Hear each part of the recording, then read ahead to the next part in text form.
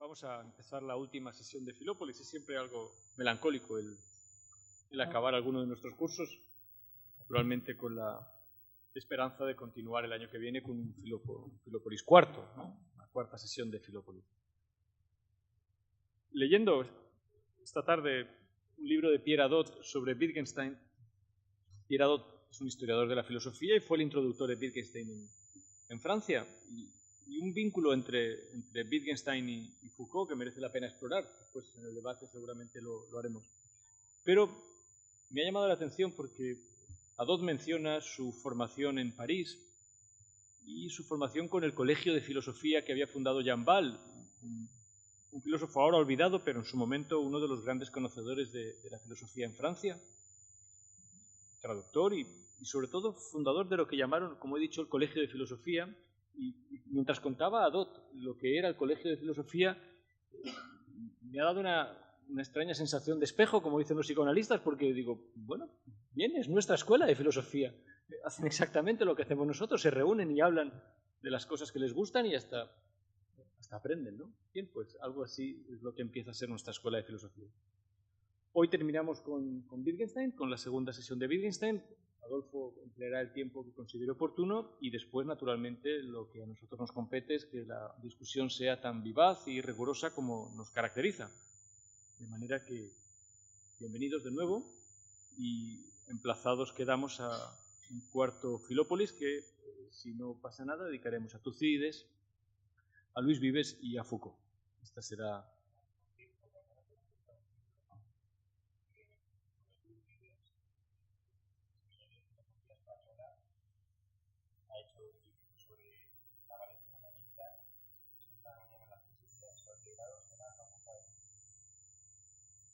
Bien, pues perfecto.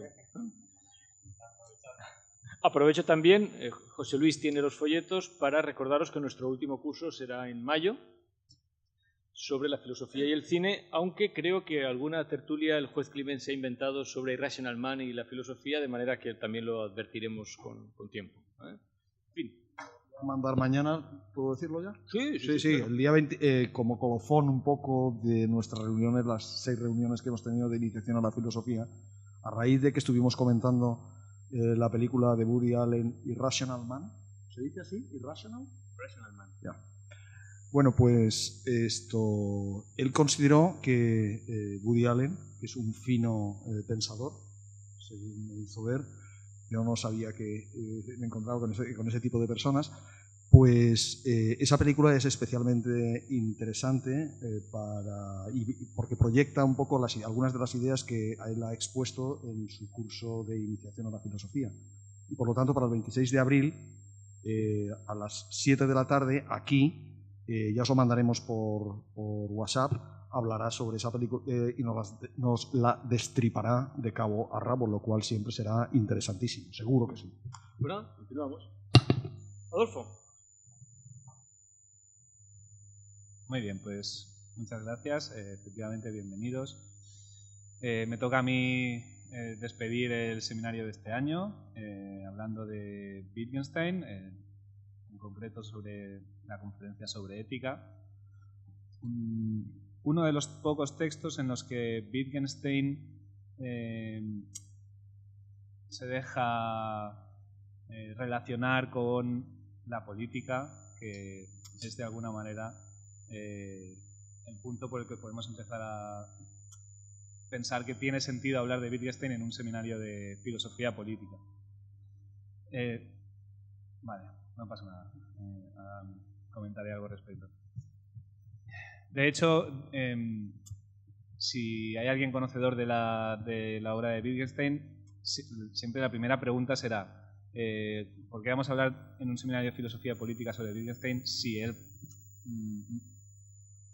no escribió prácticamente nada directamente sobre la política y digamos que a un nivel exotérico no escribió nada porque su obra filosófica publicada, que es el Tractatus, no habla de la política, y el libro que trató de publicar antes de morir, las investigaciones filosóficas, tampoco. ¿Dónde hay algunos... ¿Dónde tenemos noticia de algunos comentarios o reflexiones que tienen que ver con la política? siempre es en textos, digamos, autobiográficos o pequeños apuntes de trabajo, digamos, no sistemático, no trabajado a fondo, o por lo menos no con el interés principal que él le daba a su trabajo sobre la lógica y sobre el lenguaje. No obstante, cuando uno conoce su obra, se da cuenta de que inevitablemente tiene consecuencias políticas. Y no son pocos los autores que han tratado de digamos, ver hacia dónde lleva. Bueno, ha habido muchas discusiones. La cuestión es que yo en la otra sesión traté de alguna manera hacer un esquema, un bosquejo sobre cuál es esta filosofía del lenguaje que trabaja Wittgenstein, y en la sesión de hoy pretendía abordar estas interpretaciones de las implicaciones políticas que pueda tener o no tener el pensamiento filosófico de Wittgenstein.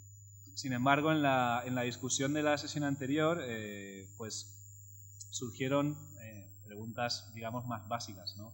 Se planteó siquiera la importancia de Wittgenstein y se planteó, por ejemplo, la importancia que tenía en su pensamiento el haber sido judío.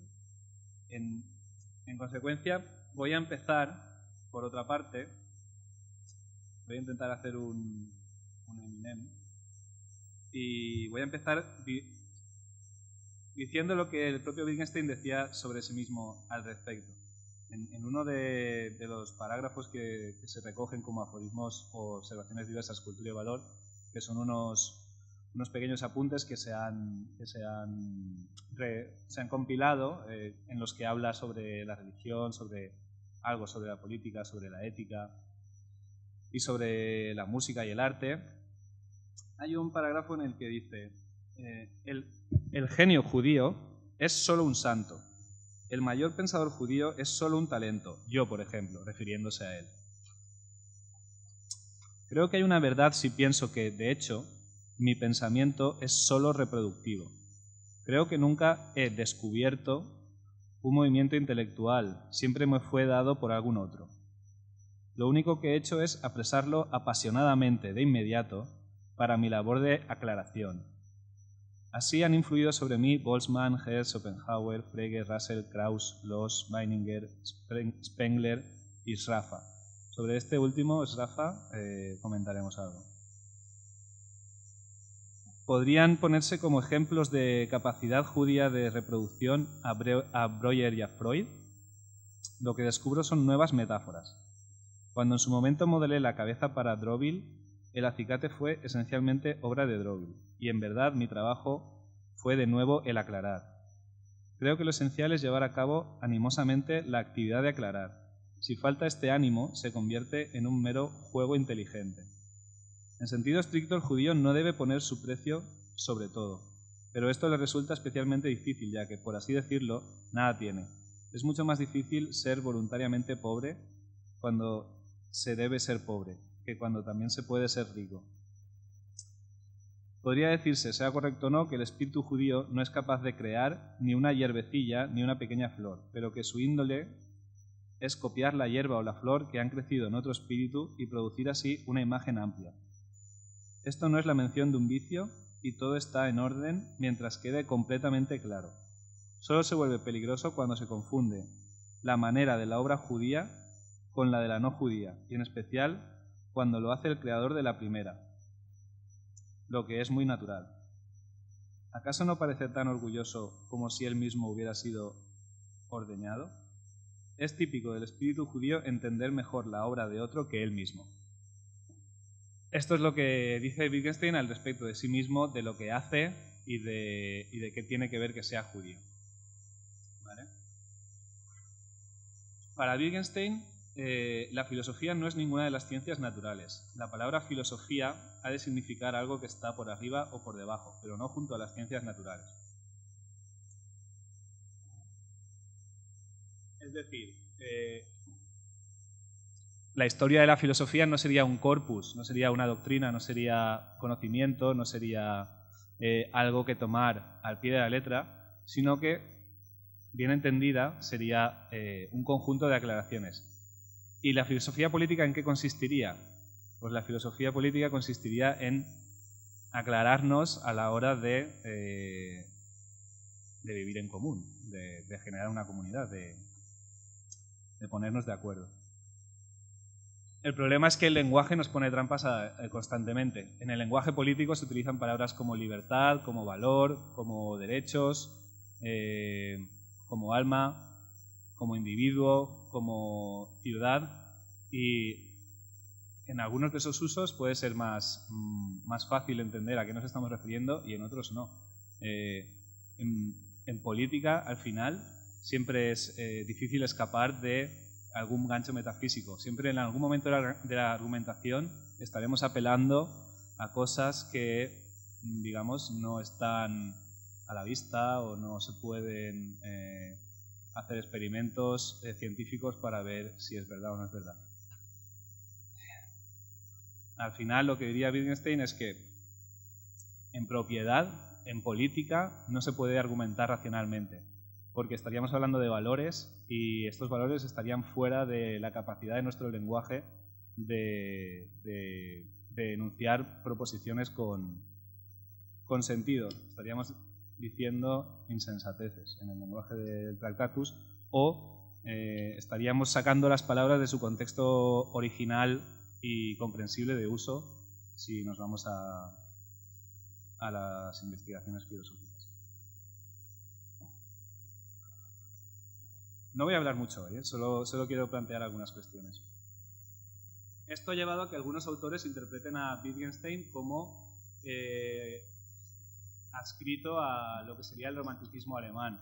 Dijérase que en contraposición a todos los autores de filosofía política de la modernidad, que acaban traduciéndose en movimientos políticos como el nacionalismo o el conservadurismo o el socialismo o el comunismo o cualquier tipo de ismo, en los cuales se puede entender que hay un trasfondo en el cual se piensa que en la política se puede discutir racionalmente y se pueden llegar a soluciones. El romanticismo alemán diría que en la política de lo que se trata es de valores personales, es decir, la ética estaría antes que la política, y de lo que se trataría sería algo así como de ser auténtico o como de expresarse de manera auténtica y tratar de, sí, ¿por qué no?, decirlo, tratar de imponer los propios valores. Yo creo que esto es erróneo, porque cuando Wittgenstein dice en la conferencia de ética, la parte final, que es la que le gusta al profesor Antonio, bueno,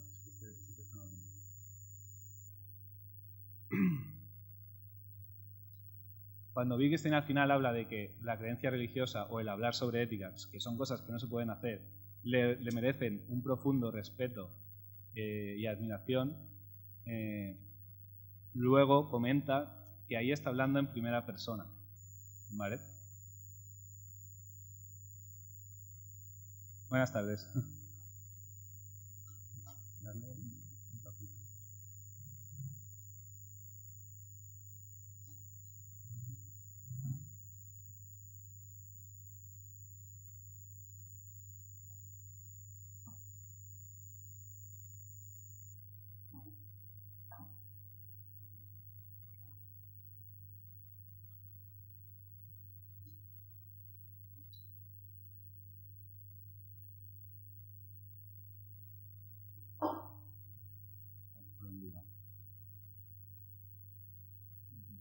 Sí, perdón.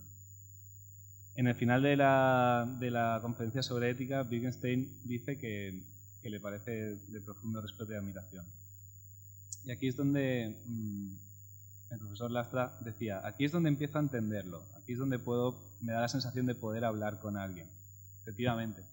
Él dice, estoy hablando en primera persona, no estoy haciendo un juicio racional sobre esta cuestión.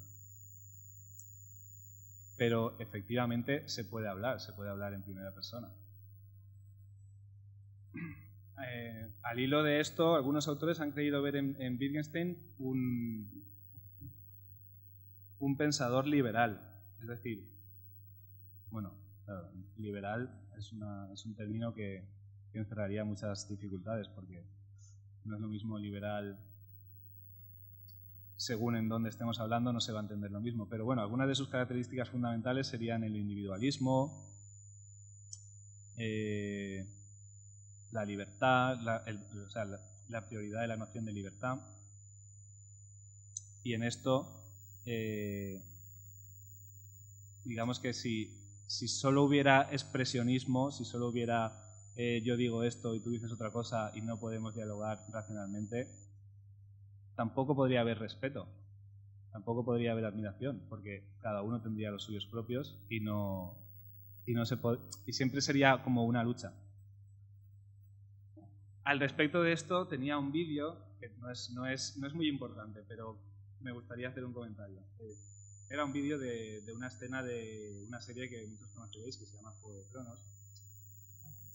Hay una escena en la que Lord Baelish, que es un personaje que es como pues un traficante de influencias en la corte, está hablando con la reina Cersei Lannister. Están paseando por unos pasillos, están comentando unos temas. Se ha perdido la hija y ella le está pidiendo que la encuentre. Y en un momento de la discusión del comentario, este personaje, Lord Baelish, se siente como amenazado y le replica a la reina algo al respecto de que él conoce algún trapo sucio de ella y le dice: no te olvides de que el conocimiento es poder. Y entonces la reina, que iba acompañada de soldados, ordena a estos soldados que lo apresen y que lo degüellen. Y justo antes de que lo degüellen les dice: parad, he cambiado de opinión, soltadlo, daos media vuelta, tirad 3 pasos atrás, cerrad los ojos, hacer el mono. Bueno, y entonces ella le dice: el poder es poder. Este es el problema, de la filosofía política. A mi entender, Wittgenstein no dice nada nuevo sobre los problemas de la filosofía política, pero de su análisis del lenguaje y de su análisis de los juegos del lenguaje y de lo que se puede decir y lo que no se puede decir y de qué hay que tener en cuenta cuando se está hablando, se puede extraer una corrección a todo el planteamiento moderno de la cuestión. Digamos que en la modernidad se plantea una dualidad entre el yo y el mundo material, el mundo físico. Se establece como que una cosa es la mente, otra cosa es el cuerpo.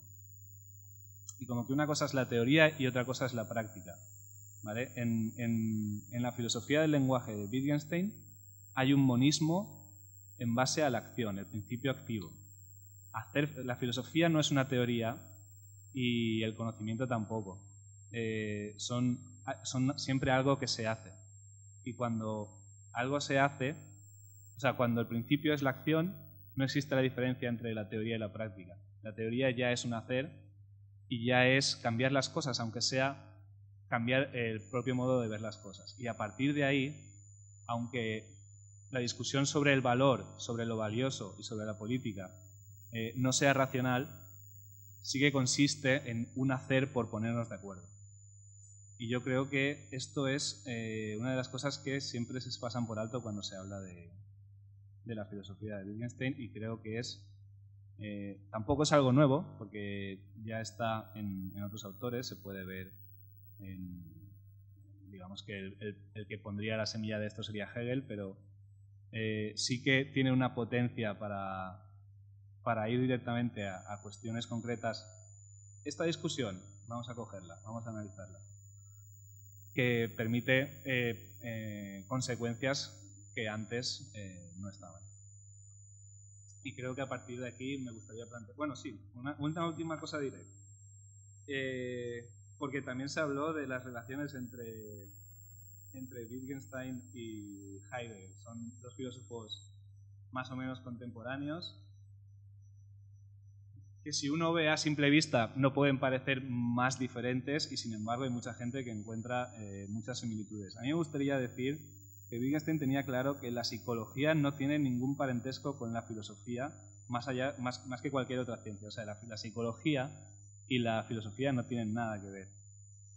En cambio, Heidegger, en Ser y Tiempo,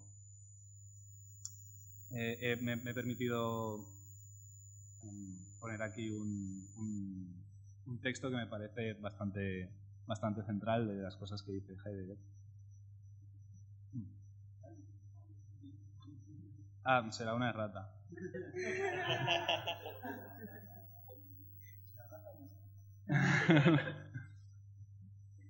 Bueno, ahora lo sabremos.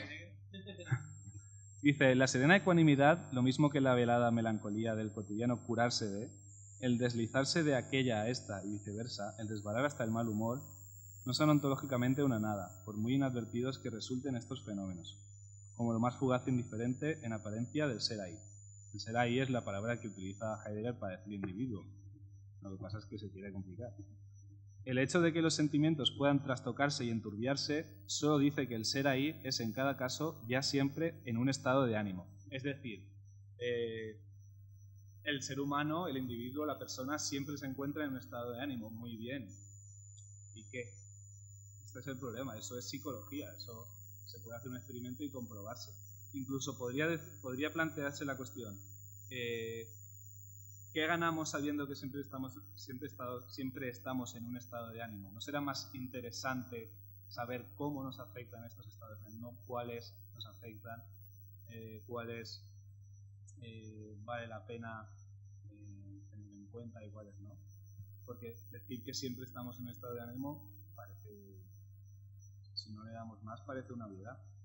Y al fin y al cabo, ¿qué tendrá que ver el estado de ánimo con una discusión política? Una cosa te puede parecer bien un día porque estás alegre y mal otro día porque estás triste. No tienes la razón ni en una situación ni en la otra. Y que tú tengas un sentimiento, como por ejemplo de pertenencia a un lugar, no justifica nada con respecto a eso. Los nacionalismos, por ejemplo, siempre se acaban justificando en base a un sentimiento de identidad, de pertenencia. Bueno, Wittgenstein dice, los sentimientos son hechos naturales y no tienen más valor que cualquier otro hecho, como cuando una piedra se cae, no implica nada. Está aquí yo.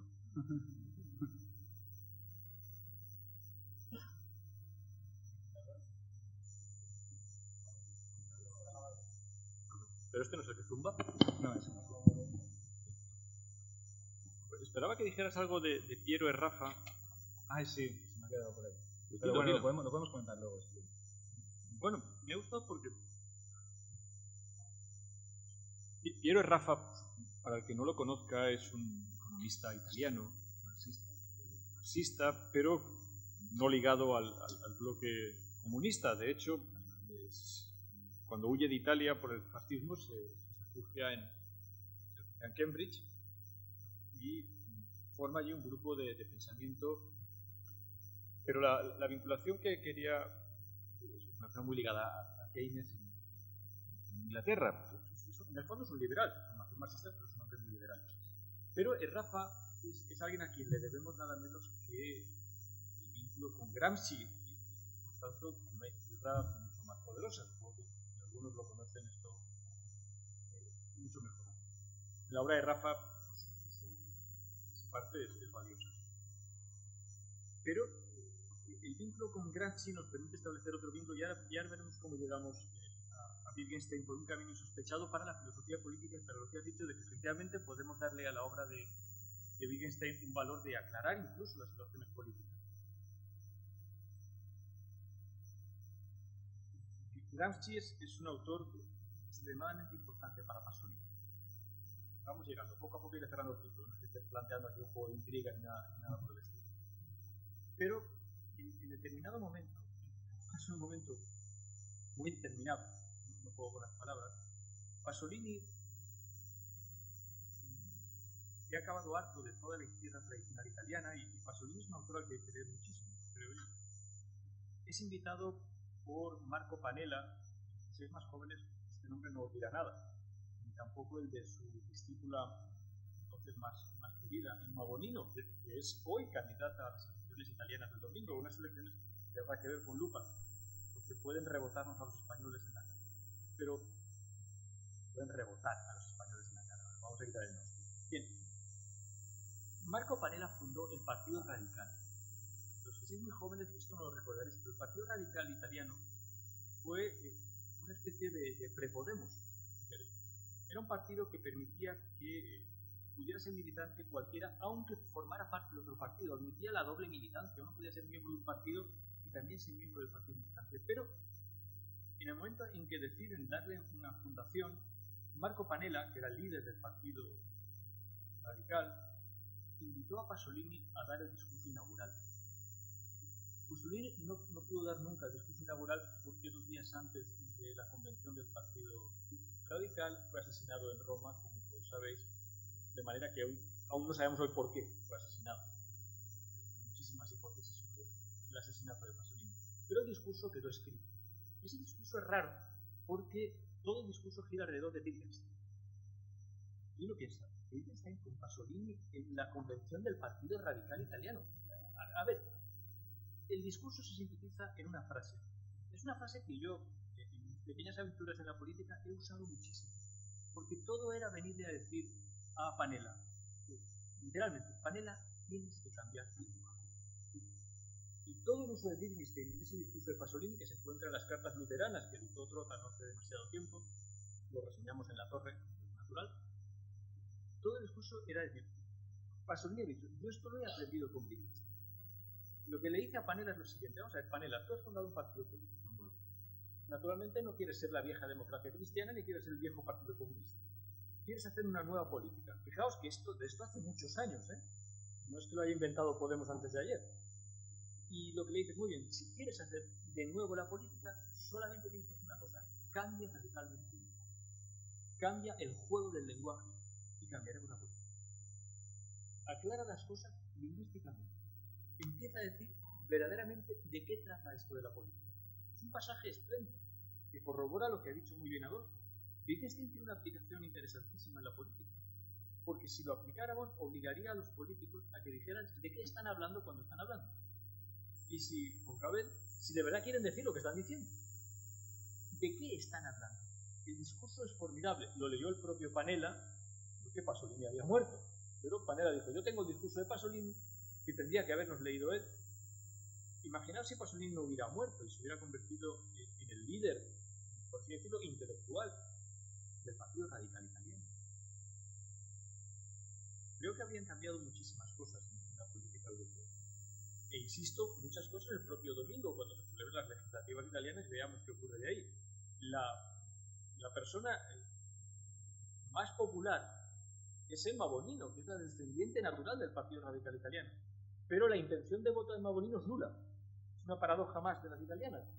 Y Emma Bonino, en las intervenciones, si alguno lo ha seguido, no sé si esto os interesa mucho, pero otro vínculo wittgensteiniano. El más fino analista de lo que está pasando en Italia es uno de los periodistas más cívicos de este país, un tal Giuliana, que escribe en La Vanguardia, y cuyas crónicas de lo que está pasando en Italia son muy buenas.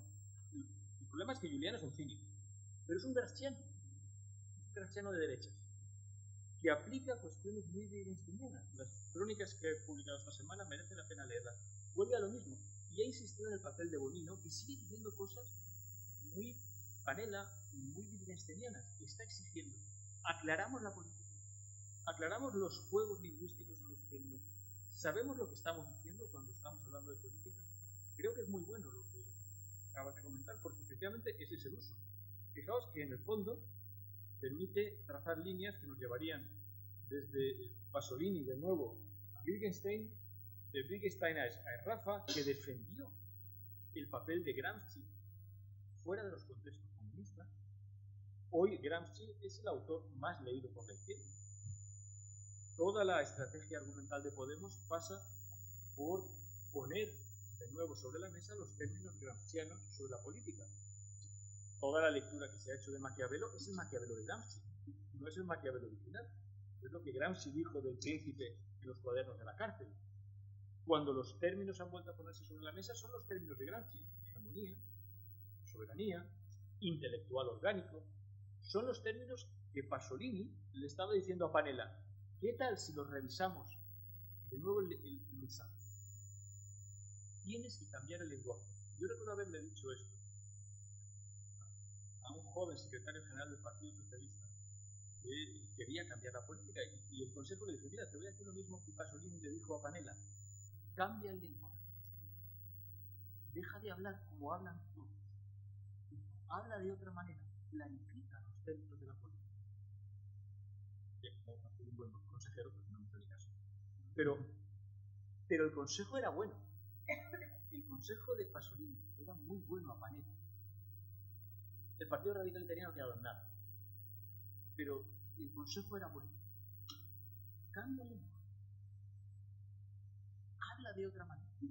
¿Qué pasaría si eso, efectivamente, si cogiéramos el juego del lenguaje que es la política y obligáramos, como tú muy bien has dicho, a aclararlo? Y un segundo consejo muy importante en lo que has dicho aquí: cuando efectivamente uno descubre cierta vinculación con la conferencia de ética, es en estas últimas palabras, cuando dice: esto es algo, ¿sí? Pero recuerda que añadía algo: yo no lo ridiculizaría por nada del mundo. Acordaos, lo que está diciendo es: no puedo concederle a esto un valor científico, que es el punto débil de toda la filosofía analítica. Por cierto, en la película de Woody Allen, el filósofo que aparece allí es alguien que se aferra al existencialismo porque la filosofía analítica no le permite juzgar la vida. No le sirve para encontrar términos como felicidad o desgracia.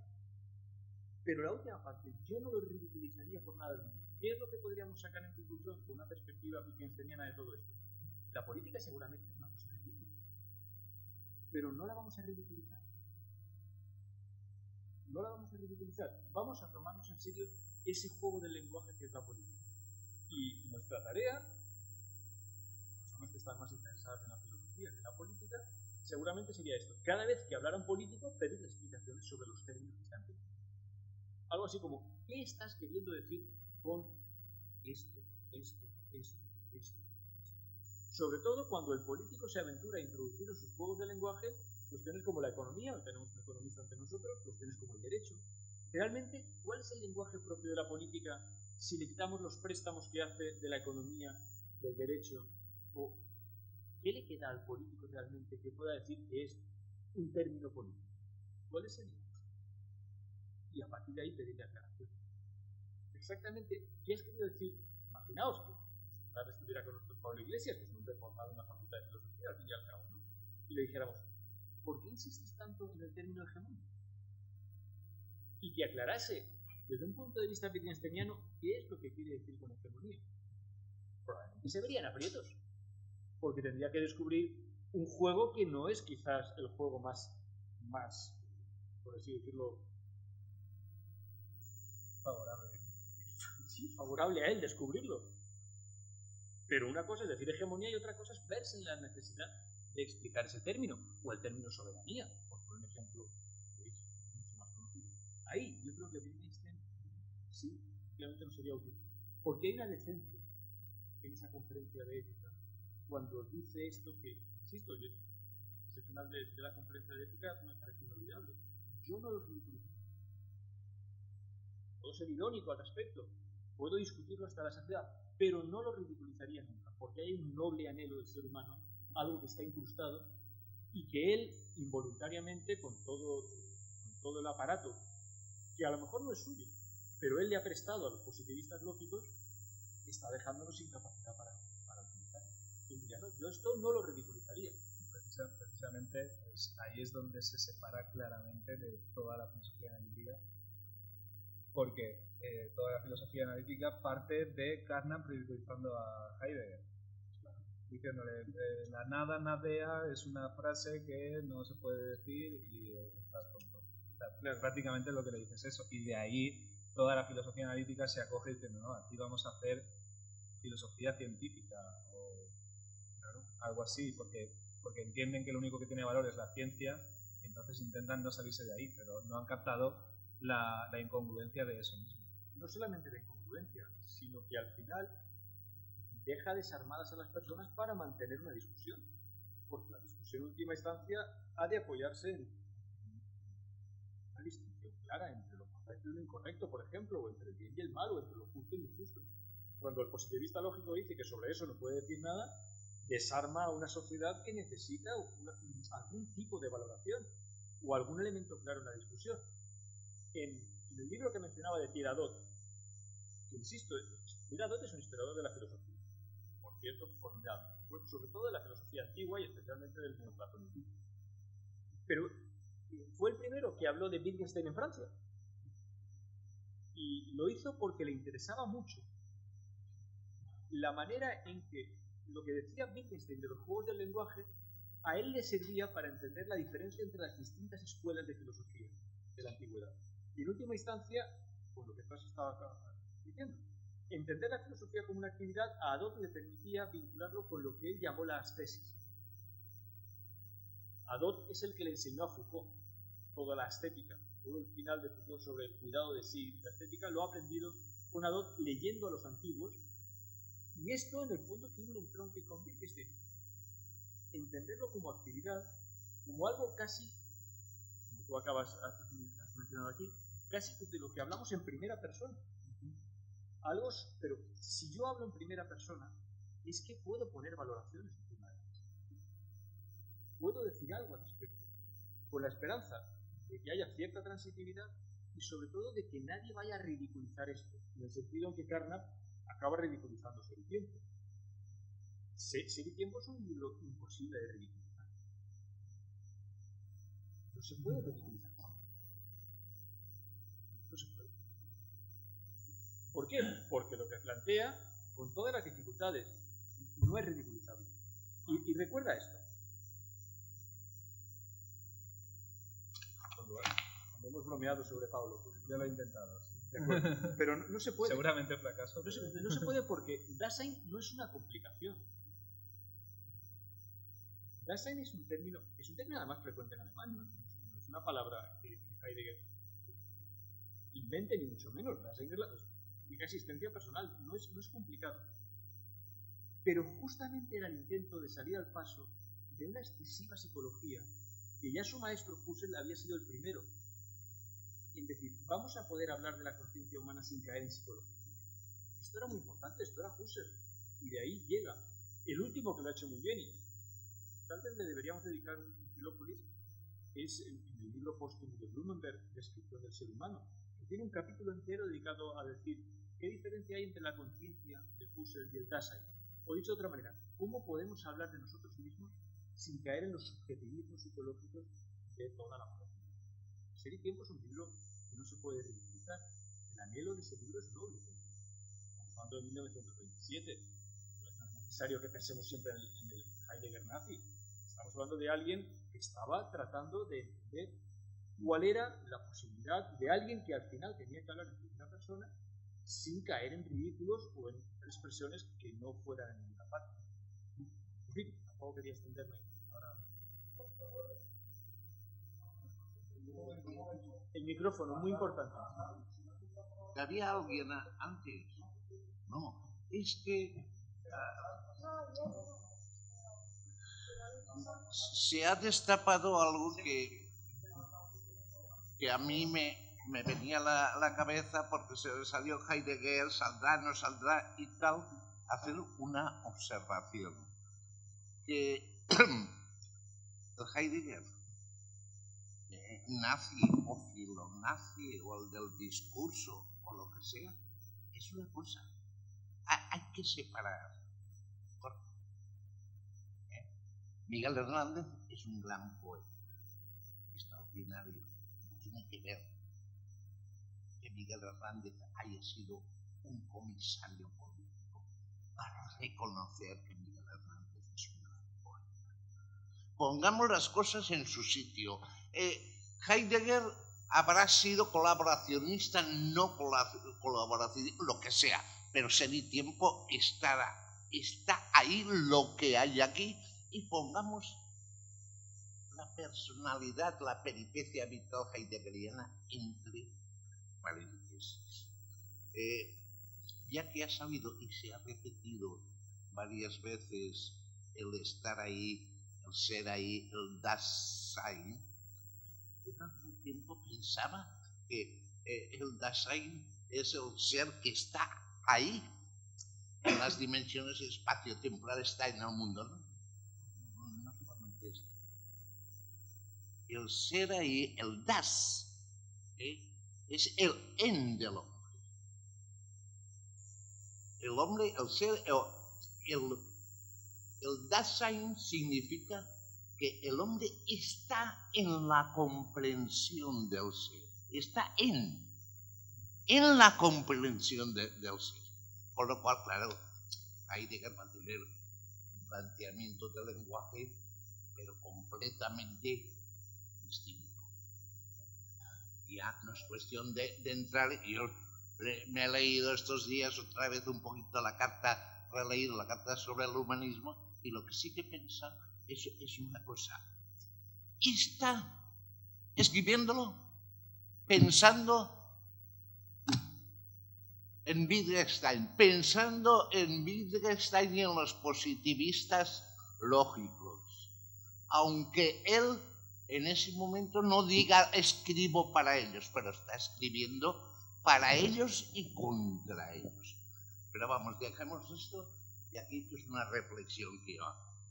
Por otra parte, lo que habéis dicho muy bien sobre ese aspecto de que cuando dice el final de la conferencia en sentido estrictamente personal, es decir, estaría en lo que llamamos de alguna manera, si acaso, lenguaje privado. Podría disentir, yo tampoco lo tengo claro y a lo mejor he utilizado mal el término. Lo que sí que está claro, que aunque él diga eso, sí, lo puede decir el nivel personal, pero hay algo más. ¿Y dónde está también aquel texto de que los que analizamos el lenguaje, después de haber analizado todo, al final tenemos que subir y tirar la escalera e ir a lo que está fuera? Si está fuera, si hay algo fuera, no es el campo de lo místico. No será solo personal, es tuyo, pero tendrá que conocer, y él mismo reconoce que hay algo ahí más. Y luego el aspecto ese, dentro de la fase del tractatus, de que el problema fundamental de la filosofía es la diferencia entre el describir, lo que se puede describir, y lo que se puede mostrar. Sí, ya hemos comentado antes la dificultad que yo tengo para entender qué quiere decir ahí Heidegger con la palabra mostrar. Wittgenstein, no Heidegger. Perdón. Para no confundirnos. Para no confundirnos, muchas gracias. Por eso, y entonces hay algo que no es, quiero decir, que hay problemas que no son ya solo una especie de cosa personal que casi fuera solipsista, ¿no? Sino que hay un problema, porque dice que es el problema fundamental de la filosofía, el tener clara aquello de lo que se puede hablar y aquello de lo que no se puede hablar, pero se puede mostrar. sé qué quiere decir con eso.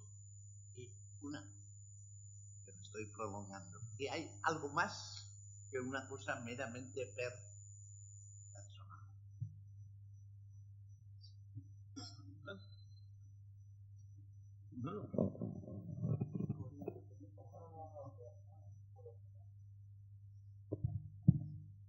Bueno, oye, gracias en primer lugar por la conferencia, por la charla, o como quieras llamarlo. Yo estaba un poco repasando mis apuntes de filosofía y, mira, Wittgenstein, y al profesor le digo que si me equivoco me corrija, dice varias cosas sobre el tema del lenguaje. Y el lenguaje es capaz de reflejar el estado de cosas del mundo. Dice que el lenguaje es la figura de la realidad. Para mí lo más bonita es esto. Dice, el lenguaje es como una ciudad antigua a la que se añaden nuevos barrios. Es decir, que el lenguaje es algo como no limitado, ¿no? Y más bien ilimitado. ¿Por qué? Y muy bien la puntuación que has hecho, porque cuando Pablo Iglesias habla de hegemonía, pues hay que preguntar, ¿qué entiendes por hegemonía? Claro, tendemos a ser conceptualistas, ¿no? En el sentido de que, pues si no conceptuamos, no podemos ponernos de acuerdo en de lo que estamos hablando, ¿no? Es una de las cosas que me ha llamado. Yo simplemente, hay comentar, y corrígeme si me equivoco, Wittgenstein es empirista, él siempre adopta una actitud antimetafísica, da primacía y exclusividad al conocimiento científico, un poco también como Hume, ¿no? En este sentido. Y a mí me llama la atención, leyendo esta tarde un poco sobre el tema de la ética y de la religión, me llama la atención que Wittgenstein dice unas cosas para un empirista que se basa en la observación por los sentidos. Me llama mucho la atención cuando él habla de lo siguiente. Lo dice concretamente en un diario, y en el Tractatus, también en el punto 644, dice, en el diario afirma, así se entiende, dice, creer en un Dios quiere decir que los hechos del mundo no bastan. Y luego añade, creer en Dios quiere decir ver que la vida tiene sentido. Esto para un empirista parece como extraño, ¿no? Es decir, uno que se basa en la observación de los hechos, esto lo llama él la mística, lo llama la mística, ir más allá del límite de las cosas del mundo, ¿no? ¿Podrías un poco explicar? Bueno, o bueno, ¿qué opináis? Porque es que a mí me llama mucho la atención, ¿no? Sí. La otra vez estuvimos hablando más de esto, de que a un historiador de la filosofía, además en un círculo existencialista como el de Jean Ball, que Jean Ball fue el introductor de Heidegger en Francia, pues casi el primer traductor. Wittgenstein no se había traducido todavía al francés. El traductor de Wittgenstein al francés es Pierre Klossowski. Para que tengáis un poco de historia de la filosofía, Klossowski es un nietzscheano. No viene precisamente de... La manera en que Wittgenstein ha llegado a Francia es curiosa dentro de la historia de la filosofía, pero bueno, esto es historia de la filosofía y puede interesar más o menos. Recordad que en España, entre los introductores de Wittgenstein está Jacobo Muñoz, a quien no está de más que rindamos un pequeño homenaje. Falleció el viernes, como sabéis. Jacobo Muñoz venía de la tradición heideggeriana y marxista. Es decir, que las maneras de abordar a Wittgenstein no necesariamente pasan por considerarlo un empirista lógico. Y yo estoy seguro, y creo que es lo que quise decir el otro día, que Wittgenstein acabará siendo más considerado un hombre muy cercano, como Pierre Hadot decía, a un personaje como Plotino o como Schopenhauer, cuya influencia en Wittgenstein cada vez es más reconocida, en el fondo, como alguien que ha forzado los límites del lenguaje, porque lo que realmente quería saber es qué ocurre cuando forzamos los límites del lenguaje y nos damos cuenta de que aún tenemos muchas cosas que decir, que son las que verdaderamente nos interesan. Claro, forzar esos límites del lenguaje también es forzar los límites de la política. En cierto sentido, cuando la frase, vamos a retraducirla o a parafrasearla, los límites del lenguaje son los límites de mi mundo, podríamos decir, los límites del lenguaje son los límites de la política.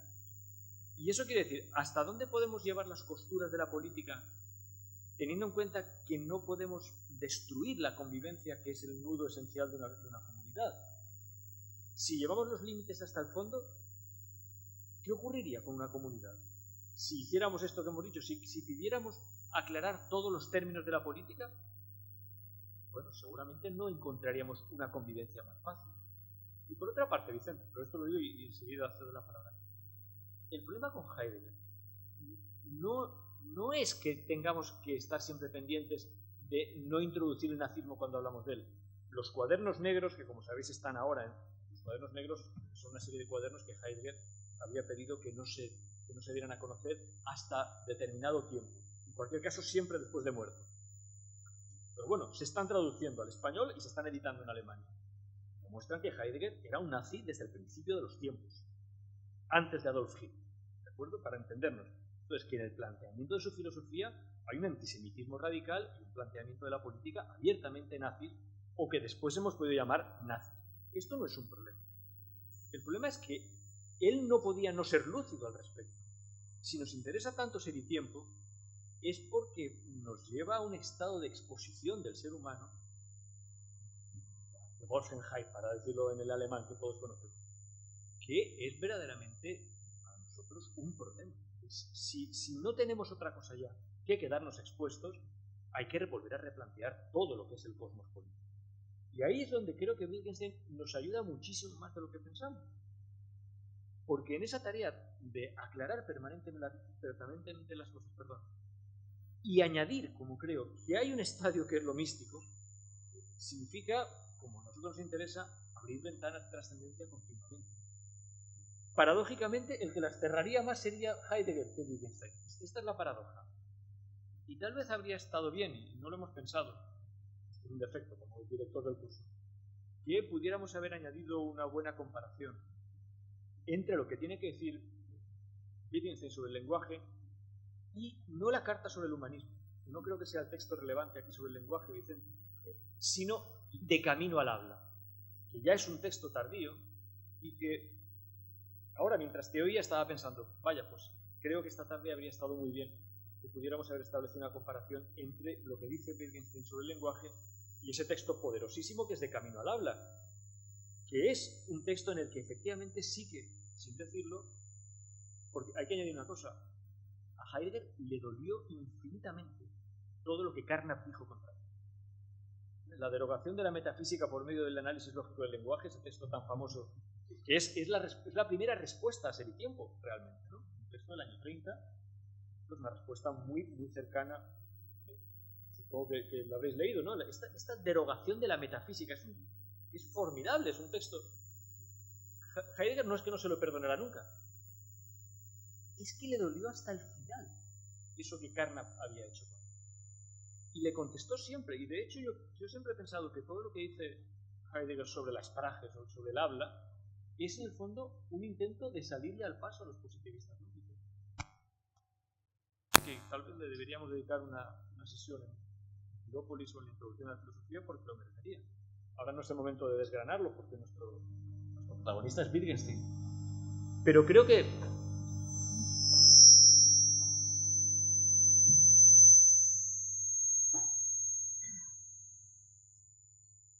paradójicamente en Wittgenstein podríamos encontrar un aliado para nuestra tarea de entender la política que nos abriría a cuestiones mucho más importantes, las que verdaderamente nos importan, de lo que podría hacerlo el metafísico por excelencia que es Heidegger, ¿no? En fin, no quería... No, yo no podría explicar mejor esta parte de lo que haces tú. Lo único que sí que añadiría, por responder un poco a lo que planteaba...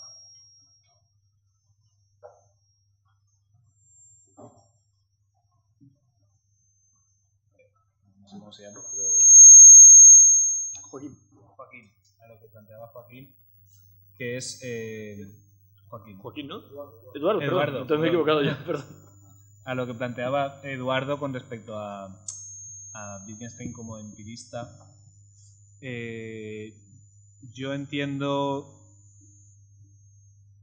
Sí, bueno, a ver, digamos que en este caso lo que yo diría sería una aclaración de los términos. O sea, Wittgenstein no sería un empirista. Wittgenstein no establece la dualidad entre mente, sentidos o mente-mundo.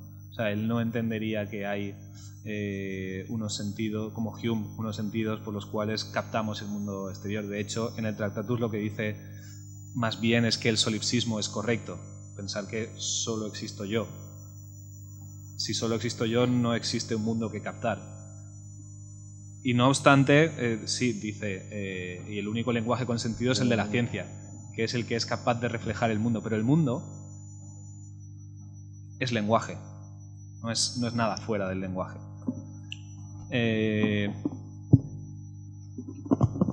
Y Y luego decías otra cosa, claro, dices, y es curioso que un empirista diga esto, es que claro, no es empirista. Esa sería una aclaración. Y luego has utilizado otra cita, pero no es por contradecirte, sino por lo menos yo es como lo entiendo. En el Tractatus lo dice tal cual. Has utilizado una cita que ya es de las investigaciones filosóficas, cuando dices que el lenguaje es como una ciudad vieja a la que se van añadiendo nuevos barrios. Es muy interesante porque ahí el monismo ya se presenta de otra manera. Todo sigue siendo lenguaje, pero ya no está la primacía del lenguaje científico.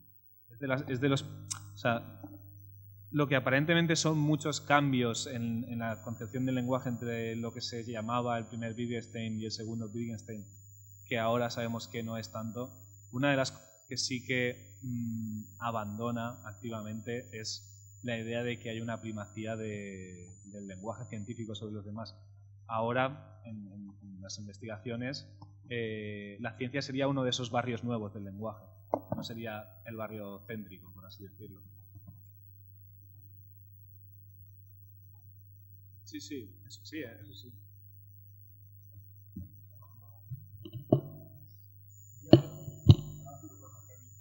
No, vamos, más que nada ya más o menos más aclarado que yo, vamos, sé que en más de un texto filosófico lo pone como empirista. Tú dices que sí, no. lo entienden, pero creo que es un error. Sí, ahí ya no. También cuestión de uso del lenguaje, Sí, porque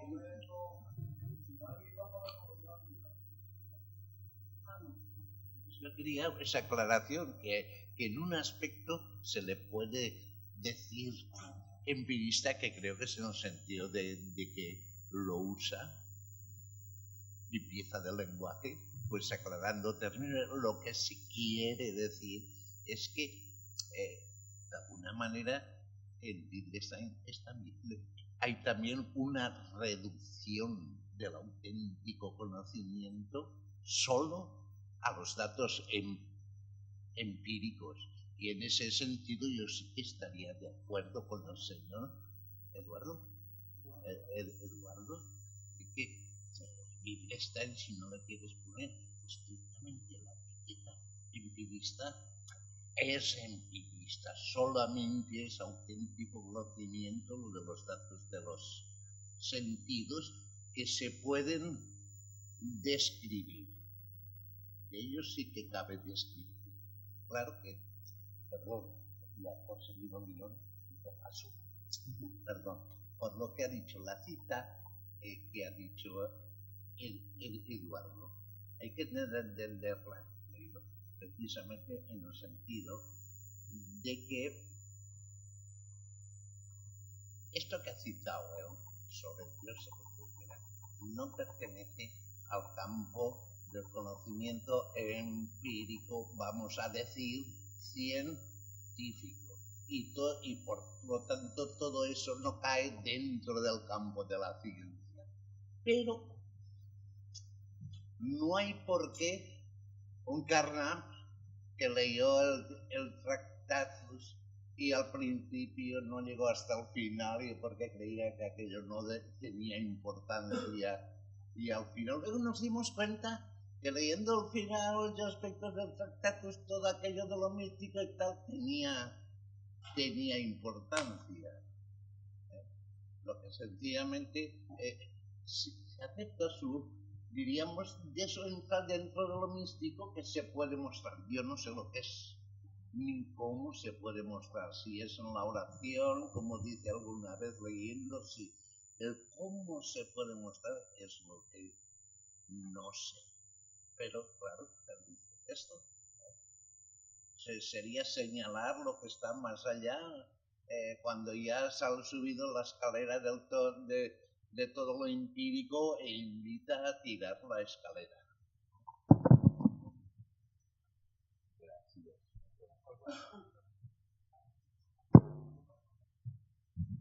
Porque nuestro cámara, Adrián, va a hacer una película con todo esto. De manera que si queréis salir en la película, debéis tener voz, porque no va a ser una película muda.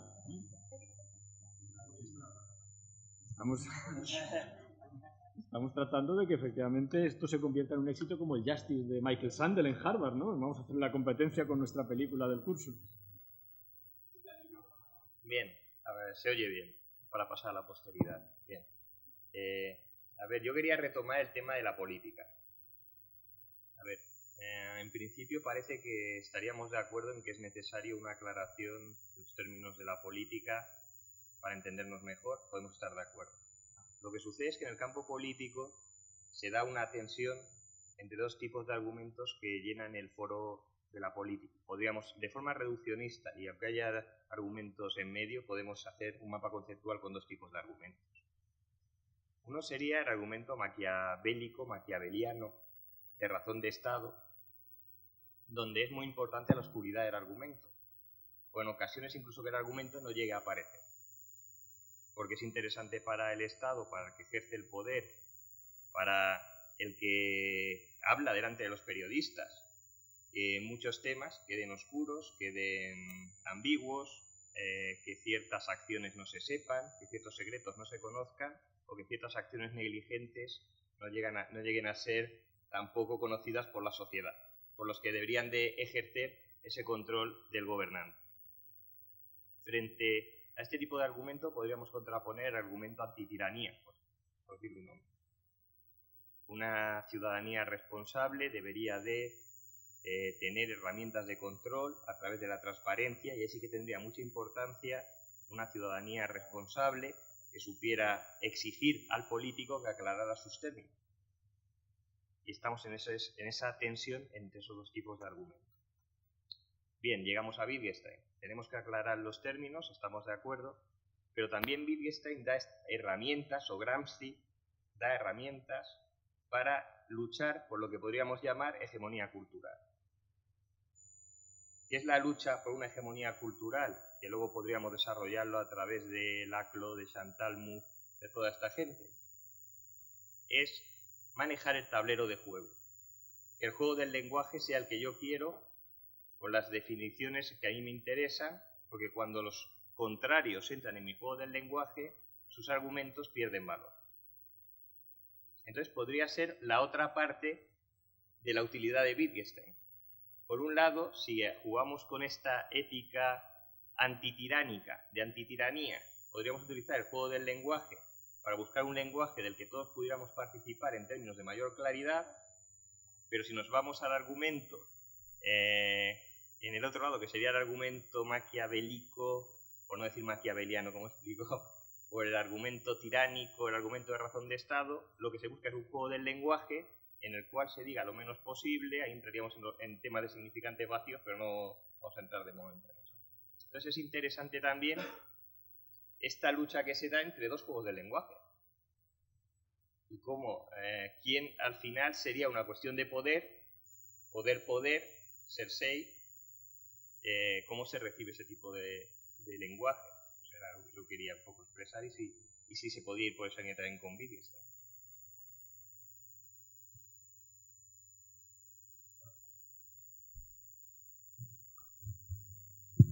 ¿Se oye? Y bueno, yo primero quería agradecer a Adolfo su intervención. Y por otra parte quería hacer un comentario, creo, recogiendo un poco la polémica de si es o no Wittgenstein y en qué términos empirista.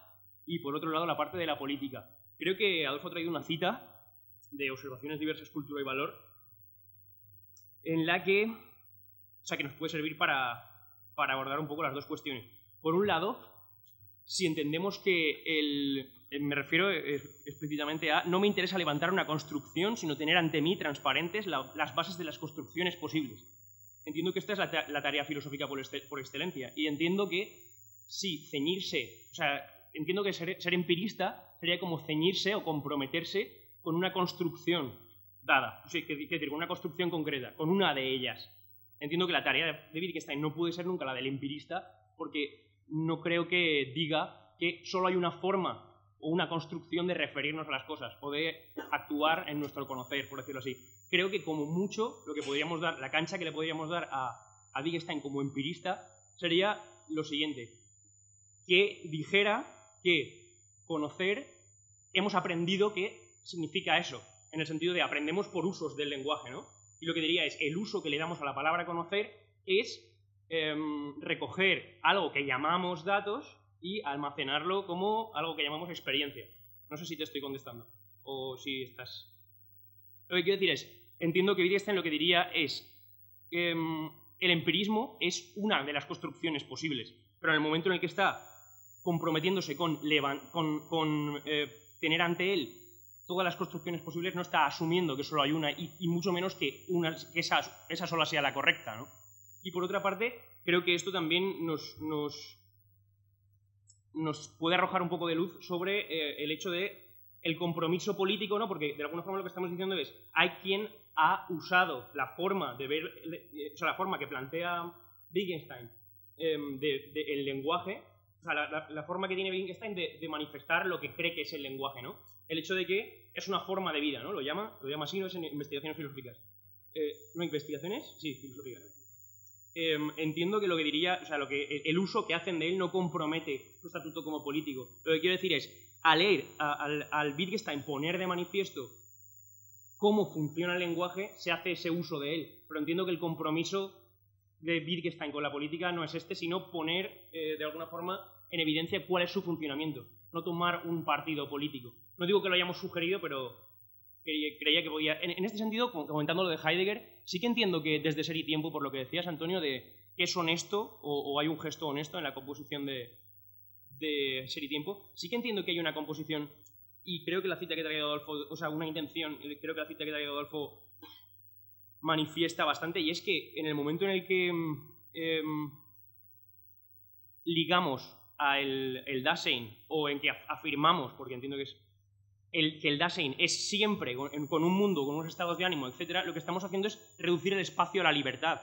Que entiendo que lo que quiero decir, creo que sí que hay una intención política en Ser y Tiempo, o no es honestamente solo filosófica, en la medida en que lo que hace de alguna manera es deconstruir las categorías que tradicionalmente en la filosofía política antigua permitían ofrecer una resistencia a la tiranía y proponer otras que ligan al ser humano, o al Dasein en este caso, a el espacio en el que está.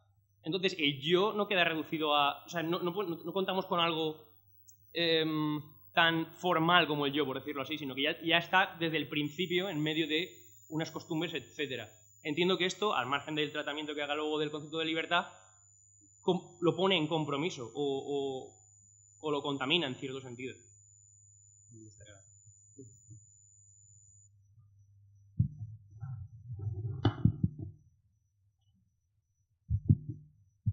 A ver, cuando yo digo empirista, no digo en sentido puro empirista, sino lo digo en la actitud filosófica tendente al empirismo. Y ahora no te va a hablar Eduardo, te va a hablar Wittgenstein. Dice Wittgenstein, lo que no pueda ser observado no tiene ningún valor para explicar o entender la realidad. Yo creo que aquí está.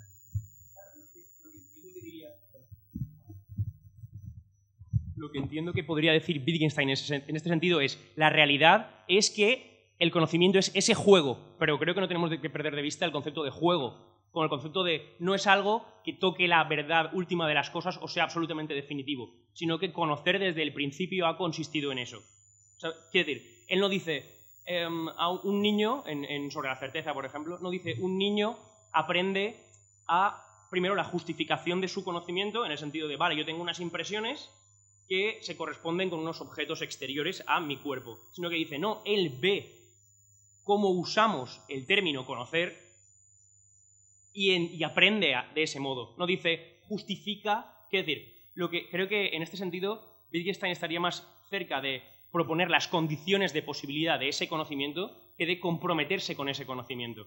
Lo que diría es, funcionamos con el lenguaje y en nuestro lenguaje el uso que le damos a conocer es el empirista. Como mucho, si dijera esto. No creo que diga, no, conocer solo puede ser esto. En el sentido de, él lo que dice es, esta es una de las construcciones posibles y lo que está haciendo es poner de manifiesto cuáles son las raíces de eso. No dice, esto es una planta y está plantada y no se puede sacar. ¿Me explico?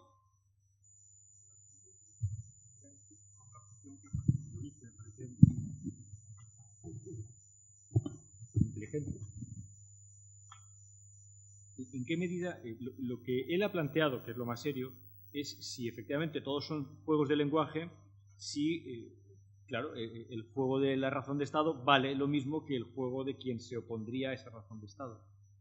Y yo creo que la respuesta te la ha dado bien y está en la cita. No me interesa levantar una construcción que en última instancia sería lo que tendría que afirmar el defensor de la razón de Estado, sino, y esto ya no lo podría decir, sino tener ante mí transparente las bases de todas las construcciones posibles. Creo que si alguien como Pasolini, en el discurso ante los radicales, ¿de acuerdo? Que en aquel momento, esto se nos ha olvidado seguramente, pero estuvo en ese momento, ¿no? Me ha extrañado siempre mucho que no haya una memoria del Partido Radical, o al menos de aquel momento, pero estamos hablando del año 75, por tanto, de hace muchos años. Y además, finalmente, Pasolini está muerto, y Panella no puede hacer valer lo que le ha dicho porque solamente lee el discurso que se le había preparado. Pero creo que si Wittgenstein nos puede hacer sernos útil, es porque en el fondo plantear los juegos del lenguaje, incluso plantear los juegos del lenguaje, no solamente la aclaración de los términos del lenguaje político, sino plantear que sean juegos del lenguaje, impediría que alguien pudiera plantear los términos de la razón de Estado como juego de lenguaje. No le saldría. No estaría capacitado para plantear en los términos maquiavelianos, maquiavélicos. Y por otra parte, Pasolini sabía muy bien porque había sido un lector privilegiado de Gramsci. Yo conservo con muchísimo cariño la fotografía de Gramsci, de Pasolini, perdón, en la tumba de Gramsci, en Roma, con su libro Las cenizas de Gramsci. Creo que es un momento muy hermoso para los que tenemos cierta sensibilidad política, que no tienen por qué tener. Pero creo que esto es lo que Wittgenstein podría decir. El que quisiera plantear los términos de la razón de Estado no podría jugar al juego del lenguaje. Esta sería la virtualidad. La misma noción de juegos del lenguaje impediría que alguien planteara esos términos. Lo entiendo, no podría jugar con esos términos. Podría jugar con otros, pero con esos no. En última instancia, por eso tampoco podría jugar Pablo Iglesias con el concepto de hegemonía. No podría jugar. Son términos que destruyen el juego antes de empezar a jugar. Esto es lo que creo que un Wittgensteiniano como Pasolini le diría. Por eso le puede decir a Marco Panella, cambia el lenguaje. Tienes que cambiar el lenguaje. De hecho, la cita es literalmente Wittgenstein. Sorprende en un discurso político que aparezca Wittgenstein como única autoridad del discurso político en la fundación de un partido político, como era en aquel momento el Partido Radical. Pasolini sabía lo que decía, porque sabía que quien iba a plantear los términos de la razón de Estado, José Luis, era la democracia cristiana inmediatamente. Y cuando le estaba aconsejando eso a Panella es, si cambias el lenguaje, la democracia cristiana no tendrá nada que decir. Y Pasolini venía de ahí, ni el Partido Comunista. Por eso el consejo, sorprende encontrarse esto, insisto que está muy bien traducido en las cartas luteranas. El consejo es formidable. Si lo hubieran seguido, es verdad que eso no tuvo éxito, pero si lo hubieran seguido, habrían desactivado el juego siniestro entre la democracia cristiana y el Partido Comunista, que en el fondo estaban hablando del mismo modo. Los dos, comunistas y democristianos, estaban apelando permanentemente a la razón de Estado. Por eso, él puede decirle a los radicales, cambia el lenguaje y habremos cambiado radicalmente la política. Pero, perdón, José Luis o Vicente, siempre el micrófono, ¿de acuerdo? No saldréis en la película. Lo tiene José Luis, Vicente, pero bueno. A ver, no, es que, a ver, por retomar, por seguir en el planteamiento del juego del lenguaje. Por ejemplo, el comunismo, el socialismo real, lo que se ha dado en llamar socialismo real, para los ingleses utilitaristas fue un auténtico problema, para un consecuencialista.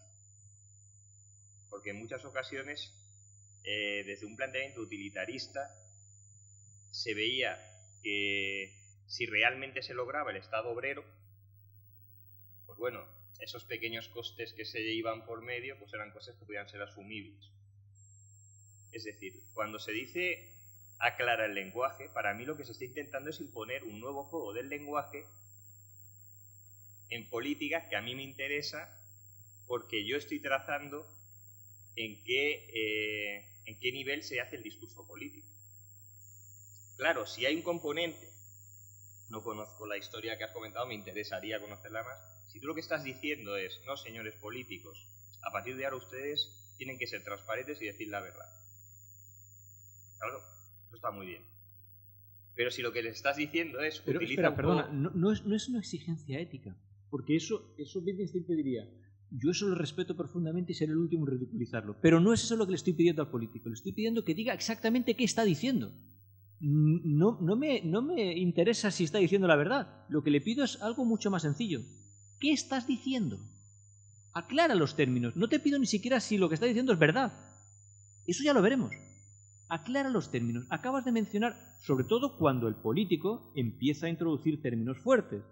Soberanía, hegemonía, libertad. Cuando empieza a utilizar los términos con los que cree estar haciendo política.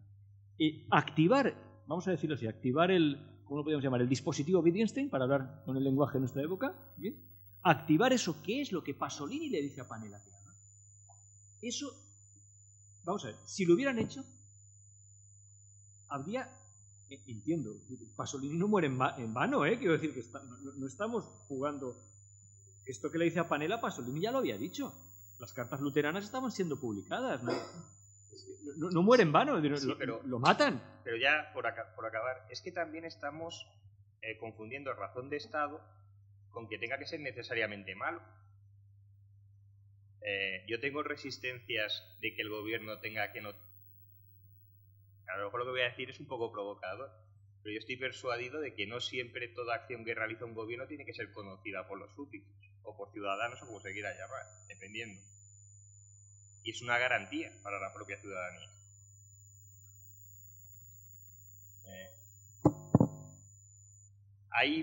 Hay las decisiones políticas en ocasiones... Luis, ya sabes que Luis se caracteriza por plantear preguntas tremendas a última hora. Sí. Probablemente haya decisiones políticas que tenga que tomar un político, y lo mejor que podamos esperar de ese político es que se sienta mal cuando las tome. Yo ya me conformo, sería una garantía de que es un buen político, de que cuando la toma se sienta mal, y que la tenga que tomar por responsabilidad política, como se le quiera llamar. Entonces pero bueno, esto ya sería entrar en otra cuestión, y ahí es donde yo creo que la transparencia plena no es deseable. No es transparencia, esto no es glasnost, no es eso.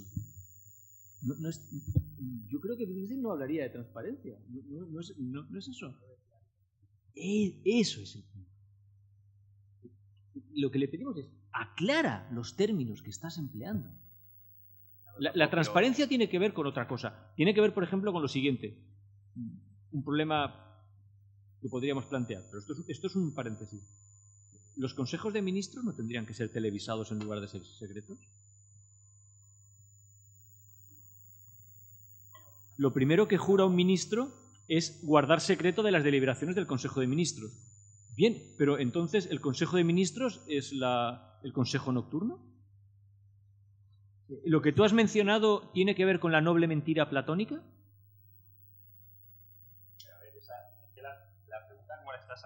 Fíjate, fíjate lo siniestro que es que a nuestros servicios de espionaje se les llame recurrentemente servicios de inteligencia. Claro. Eso es siniestro, eso ya es un uso siniestro del lenguaje.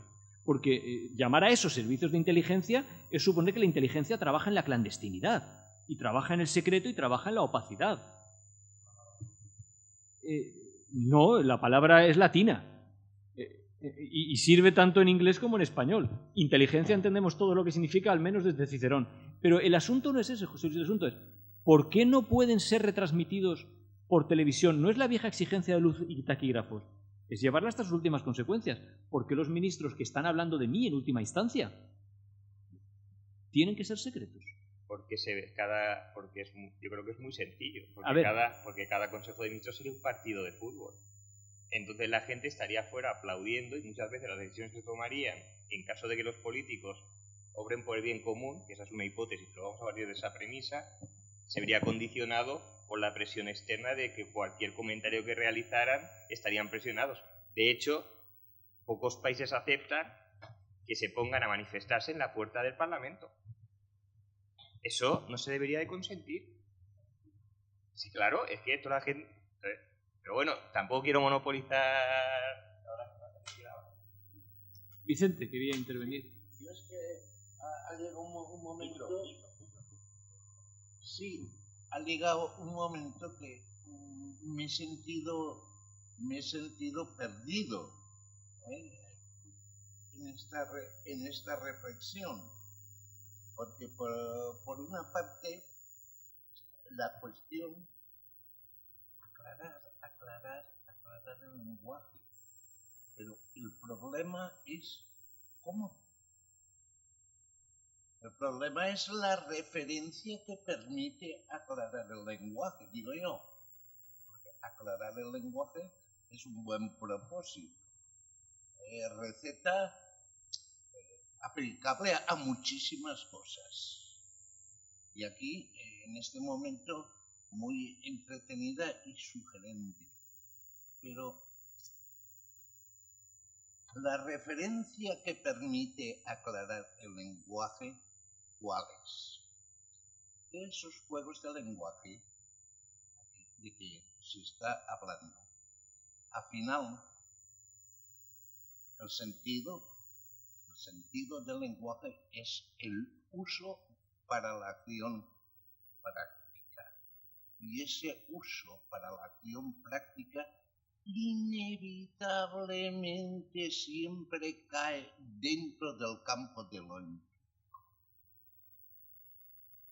Entonces, seguimos manteniendo con Eduardo que además el utilizar nada hay como utilizar las etiquetas, sino sencillamente decir eso. Wittgenstein está en una línea que el auténtico conocimiento solamente se da de sucesos que se pueden describir dentro de y situados en el espacio y en el tiempo. Y eso tradicionalmente se solía llamar empirismo. Y en ese sentido, tanto creo yo, Eduardo, tú más o menos quieres decir lo mismo, ¿no? Más o menos. Y en ese sentido es en el que podemos decir que Wittgenstein está en el plano del... Wittgenstein no es un empirista radical del no, porque deja el campo abierto al terreno de lo místico. Y ahí estaría el campo de la ética, el pántico, eso todo, ese respeto. No es un empirista radical tipo Karma. Y en ese sentido es en lo que se puede aceptar esa manera de hablar. Y la clarificación del lenguaje, si en la primera parte en el Tractatus se hace con respecto a un lenguaje ideal, en este momento se hace siempre con respecto al lenguaje del uso ordinario, cara a actuar en la vida práctica. Claro, por ejemplo, porque esto es muy enrevesado. Si yo digo que la policía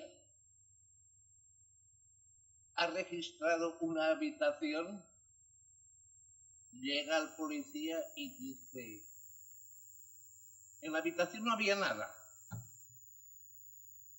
¿Qué es lo que le interesa? Y ella no ha encontrado nada que inculpa. Imaginemos que la habitación la registra un ladrón. Y el ladrón ha encontrado sillas viejas o 4 trastos. Y el ladrón dice que tiene su uso del lenguaje como los tiene también. No sé si lo entiendo bien. Que tiene su uso del lenguaje, dirá, no había nada. Y luego llega un metafísico y dice, se encuentra la habitación vacía y dice que no había nada. Y entonces el metafísico de todo esto que es tan empírico dice, ¿qué es la nada? Y entonces se pasa, no sé si lo he descrito bien, y perdonadme ese aire de profesor que quien lo lleva dentro se le tiene que escapar inevitablemente. Entonces llega el metafísico y dice, ¿qué es la nada? Y ahí ha pasado ya del uso práctico y vital del concepto, no hay nada que me sirve, a un concepto ya metafísica, y es donde empieza la enfermedad del lenguaje. Y es lo que yo te quería decir. Cuando has dicho eso de los cambios, de los juegos de lenguaje, al final es lo que hay que decir cuál es la referencia, ¿no? Y que era lo que hemos comentado. Y ya también habla mucho y se me va un poquito, ¿no? Vale.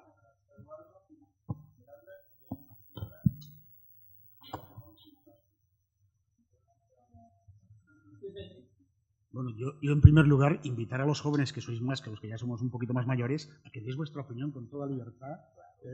Aquí no pasa nada. Ya veis que aquí entre Vicente, el profesor y el conferenciante y yo estamos llevando un poco la palabra y tampoco deberíamos protagonizar tanto. José Luis. Yo tengo un poco las dudas esto de cambia el lenguaje y cambia la política.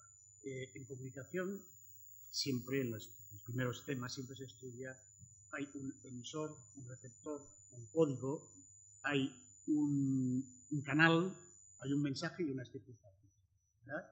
Entonces, claro, el político, o la política, mejor dicho, digamos, en pocas palabras, que es el arte de convencer, de llegar al otro y de alguna forma contagiarle, como el sarampión.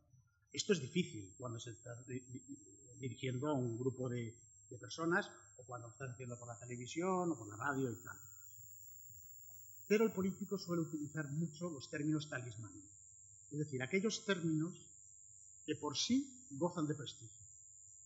Si yo digo en una campaña política,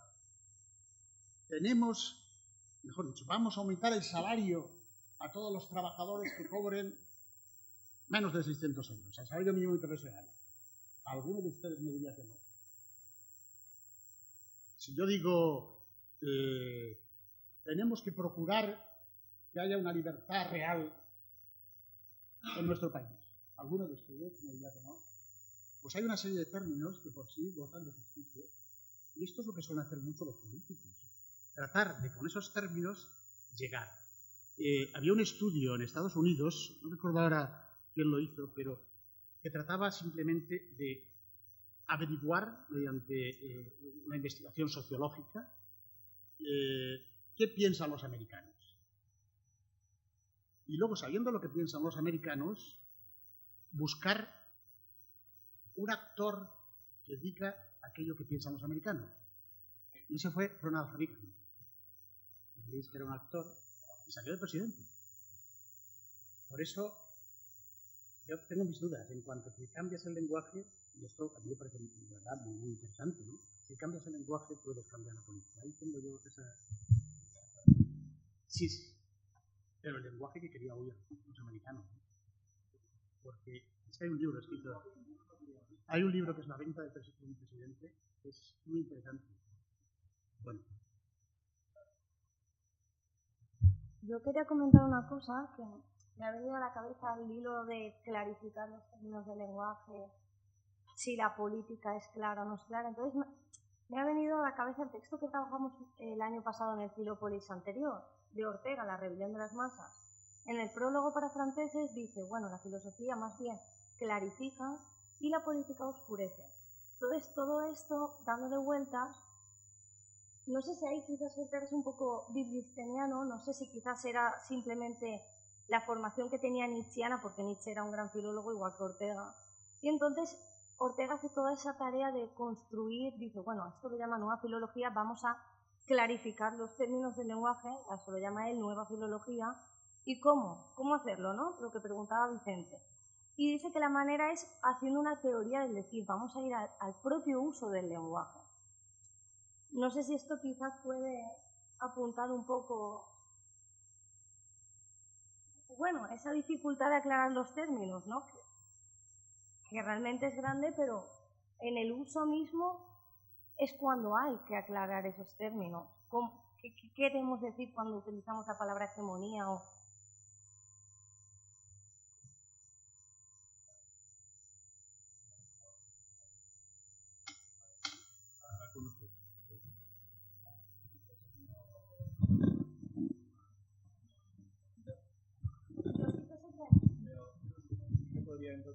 Lo que sí que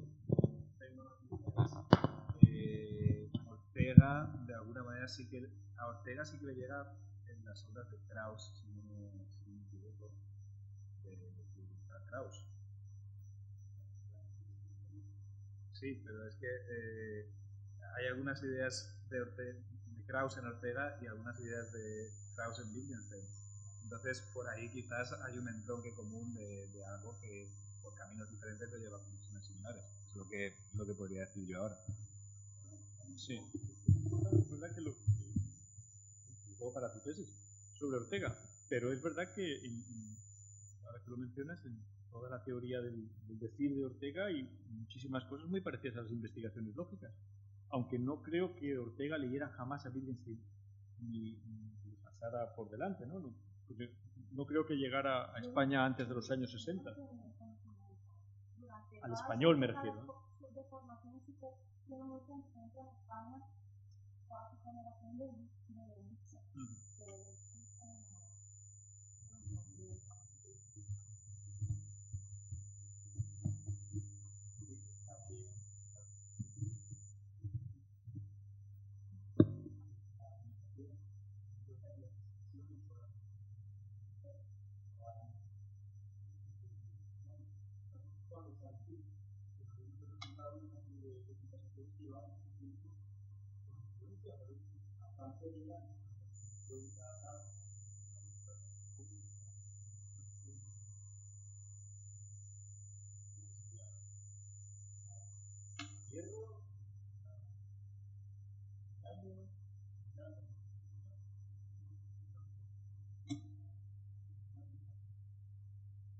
Vale.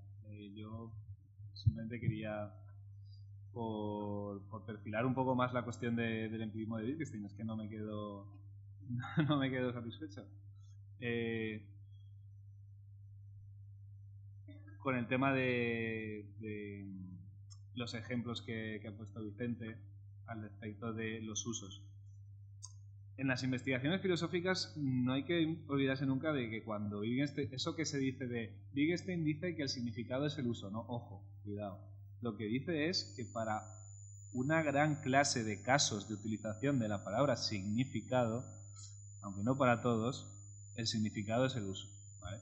Entonces, el significado es el uso sí y no, y los juegos del lenguaje establecen diferentes significados para diferentes palabras, y a lo que hay que atender es a las normas, o lo que Ortega diría el contexto, ¿vale?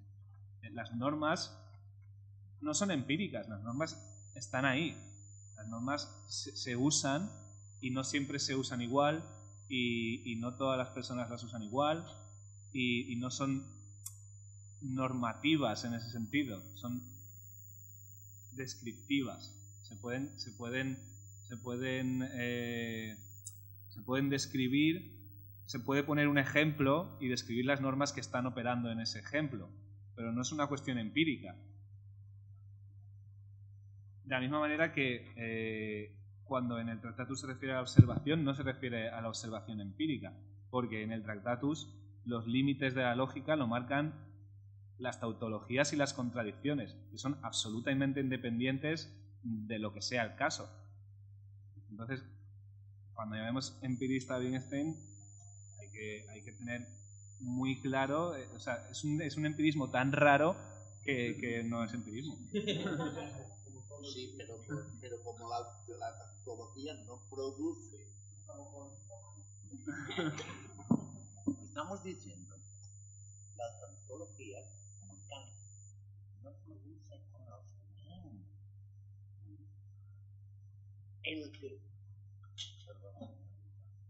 La tautología muestra la forma de la proposición. El mostrar lo posee la tautología y la contradicción. Son la forma paradigmática de proposición.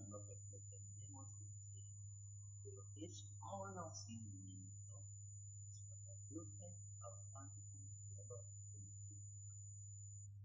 De la ciencia natural. Pero es que, por ejemplo, lo que decía... Sí, que no hay contradicción. No, ya. Hay aclaración, sí. Aclarar matices. Con respecto a lo de antes, efectivamente, lo que han dicho las Rubén, totalmente de acuerdo. Lo que sí, ¿qué quería decir? Lo que yo no tengo claro y no se ve tanto, sería de alguna manera puede ser, parece una adversidad de estar preguntando ¿qué entiende Wittgenstein por mostrar? Claro, porque claro, yo sé que cuando te tiro esa pregunta a un señor que está estudiando Wittgenstein, es quizás, ponerle en un aprieto y al hacer la pregunta no tengo ninguna intención, ninguna mala intención, que es como tirarte el víbora, ¿no? Es tirarte no es ninguna mala intención. Resulta lo que se puede describir y lo que no se puede describir, pero se puede mostrar. ¿Qué entiende por mostrar? Mostrar es el místico, aquel del que habla Bersón, que nos cuenta que tiene una experiencia mística y eso sí que vale como testimonio. ¿Qué es el mostrar? Es el señalar, el mostrar lo místico, lo metafísico, lo que tal, puede aparecer en una oración, puede aparecer en no sé qué, puede a lo mejor aparecer en un testimonio ético. A mí, sinceramente, algo se me escapa y gracias a lo que quiero Sí, perfectamente. Se me escapa eso de mostrar. No sé si también se le escapaba a Bertrand Russell, que no le gustaría mucho, digo yo, lo de mostrar. A Bertrand Russell no le... Si tú puedes entender alguna lucecita. Nada más. Mira, para mí, bueno, el mostrar es la relación que hay entre la figura y lo figurado se muestra en la forma que tiene la figura de figurar lo figurado, ¿vale? Es decir, que la figura pueda figurar es algo que no se puede decir, solo se muestra en el hecho de que la figura está figurando, en el hecho de que tú ves la figura y dices, esta figura está figurando esta realidad. Entonces, es la manera que tiene Wittgenstein de evitar el problema que conduce a la contradicción en los principios lógicos de principio de matemática de Russell.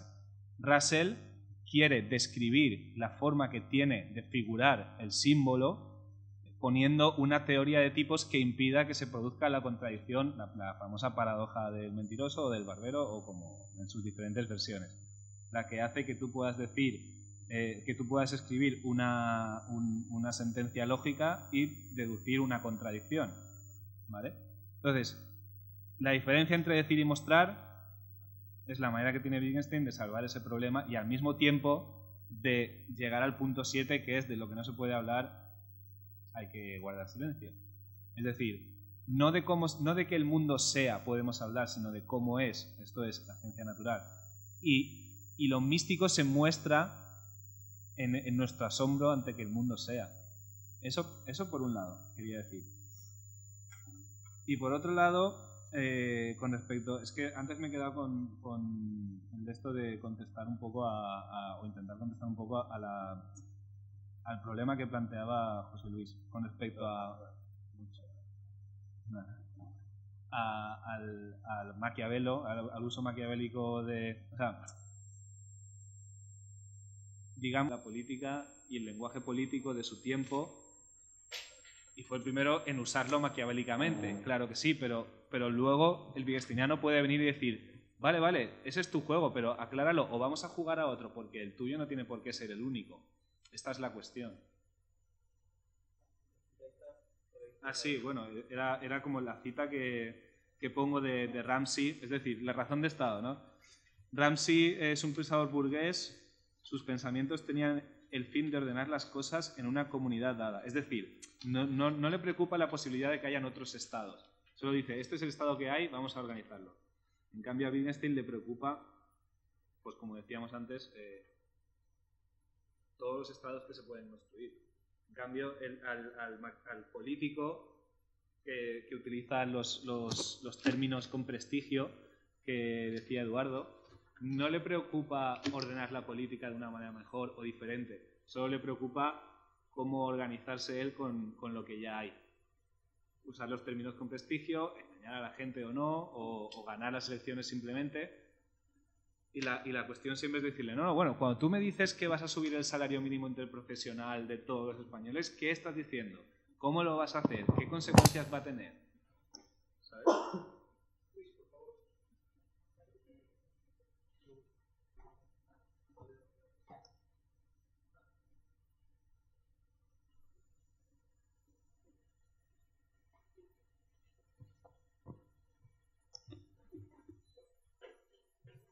Vale. Cuando estábamos hablando de aclarar los términos del lenguaje, ¿estamos diciendo lo mismo que cambiarlos?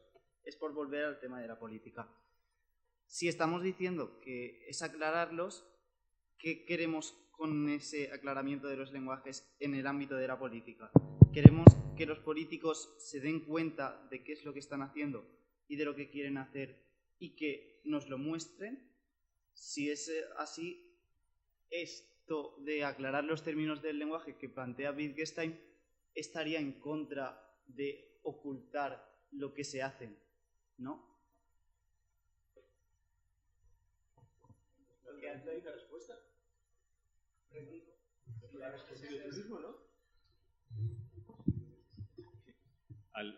¿Has respondido a la pregunta? La frase de Pasolini era cambia el lenguaje, Panela. Esto es lo que le dice, cambia el lenguaje, Panela. Perdonad, pero cambia el lenguaje. Si de algún modo yo no entiendo mal, el fondo normativo de los juegos del lenguaje lo remitimos al contexto, a la práctica del mismo uso del mismo.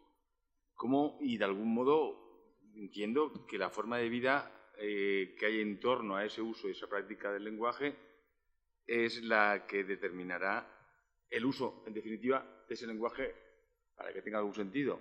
¿Cómo podemos cambiar el lenguaje fuera de una referencia contextual que nos dé vida a la práctica usando ese lenguaje? Eso quiere decir, no podemos cambiarlo.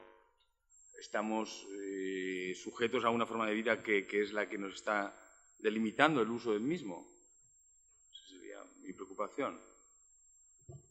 Tendríamos que cambiar, o el lenguaje cambia cuando cambia la forma de vida, por algún acaso o por la propia dinámica sociohistórica.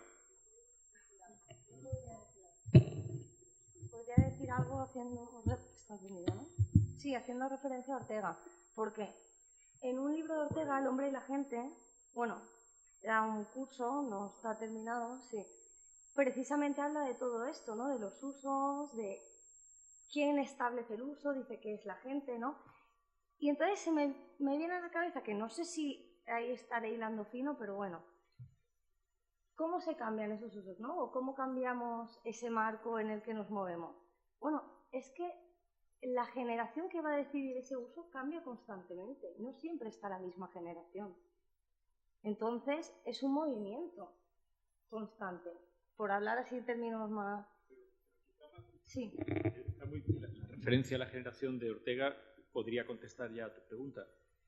Pero lo que Pasolini dice, ya que estamos siendo wittgensteinianos de la mano de Pasolini, ¿no?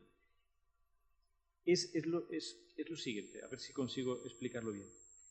Es que esas generaciones que cambian constantemente se den cuenta de ese cambio. Pasolini es muy consciente de que cuando le dice a Panela cambia el lenguaje, lo que le está diciendo es cambia el estado de cosas.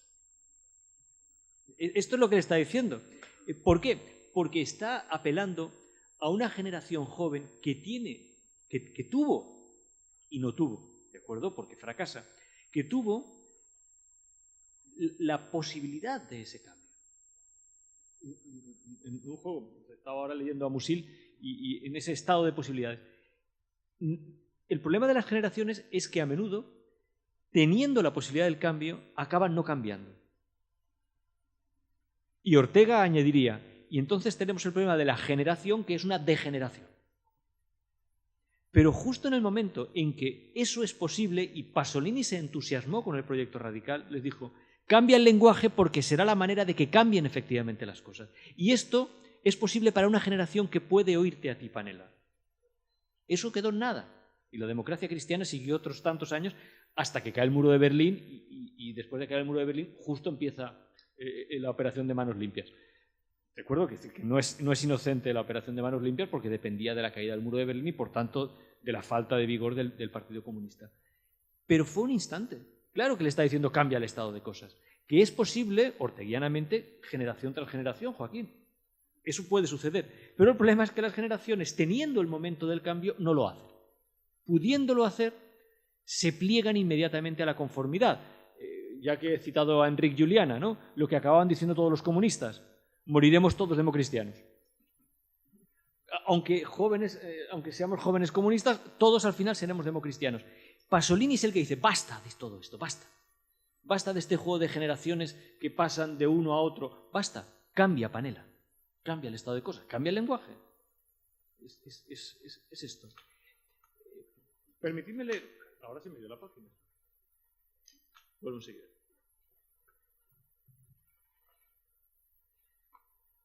Vicente, este es Adot, no soy yo, lo digo por si luego te vas a enfadar, piensa que es Adot.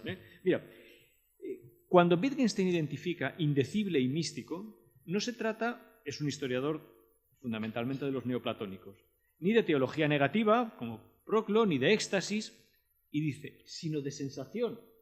Acordaos de la tendencia wittgensteiniana en todos los empiristas, sino de sensación. Y creo que lo que distingue para él lo místico es precisamente que se trata de una sensación, de una emoción, de una experiencia efectiva. Por tanto, Erlebnis piensa en la vivencia orteguiana, ¿no? Lo capta muy bien. No de una mera Erfahrung, no es el ámbito del experimento, no es un empirista, está mucho más allá. Avenarius, Mach, todos estos que habían... Bien. Que no se puede expresar porque se trata de algo ajeno a la descripción científica de los hechos. Es una vivencia, pero no es una descripción científica. Algo que se sitúa entonces en el plano existencial o ético o estético. Caramba, Wittgenstein como existencialista. O sea, Wittgenstein mucho más cerca de Heidegger de lo que pensábamos. Y sigue. Este es Adot, es un historiador. Y añade, puede pensarse por lo demás que cuando Wittgenstein habla de místico está pensando en su propia experiencia. Pero no en la experiencia, por tanto en la vivencia, en términos de Erlebnis. Y aquí habría que recordar, Dasein, que ha salido hace un momento, no era un término infrecuente. De hecho, Heidegger lo toma de Rilke, lo toma de la poesía de Rilke. No es que se lo invente, es que lo lee en un poema, lo lee en los sonetos a Orfeo, y de ahí lo toma. Y es Rilke el que le enseña a Heidegger lo de la Erlebnis, lo de la vivencia, lo de la experiencia de la propia muerte. Es verdad, pero eso no es empirismo. De eso se está jugando en lo místico. Por eso el otro día, en la primera de las sesiones de Wittgenstein, hablábamos de la tremenda carga existencial de toda la generación de Wittgenstein. ¿Os acordáis de Rosenzweig? El existencialismo surge precisamente de esta gente que tiene vivencias terribles que no está tan claro que puedan someterse a un escrutinio científico. Y sigue Adot. De manera que la proposición del Tractatus no es lo místico como sea el mundo, sino que sea el mundo, se aclara por la confidencia de la conferencia sobre ética, que era el objeto de nuestro seminario, en la cual, sin emplear la palabra místico, que no está en la conferencia de ética, habla de lo que él llama su experiencia por antonomasia. Cita a Wittgenstein. Yo creo que la mejor forma de describirla consiste, la ética, en decir que cuando la tengo, ¿te acordáis? Esto lo leíste tú, me asombro de la existencia del mundo. En la misma conferencia habla de una experiencia que consiste en ver el mundo como un milagro. Sobre este tema nos damos cuenta de que para Wittgenstein la experiencia mística es completamente análoga a la experiencia estética, ya que en los carnets, una parte de los diarios, leemos el milagro, estéticamente hablando, es que haya un mundo. Eso es. Por eso la palabra empirista no la podemos aplicar a Wittgenstein, porque en el fondo ni siquiera cuando habla de experiencia está hablando de la experiencia de los empiristas, está hablando de la vivencia, que es un término para ellos tremendamente significativo. Para él, para Rosenzweig, para Rilke, para Musil, para toda una generación centroeuropea que se ha visto destrozada en la Primera Guerra Mundial y que tiene que hacer frente a esto. Ahí sí que yo encuentro que efectivamente leer el final de la conferencia sobre ética es conmovedor, porque encontramos una sinceridad tan radical que no podemos pensar que Wittgenstein está tratando de engañar a nadie. Está diciendo algo fantástico, está diciendo, yo eso no lo podría ridiculizar por nada del mundo. Muy bien. Este es el punto. En fin, quería... Son las 9:05, Agustín Domingo, director de la OIM, está con nosotros para cerrar el acto. Si alguien quiere hablar, le ruego ya la máxima brevedad.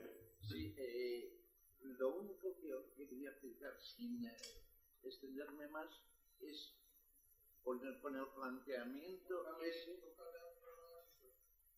No. Sí. Bueno.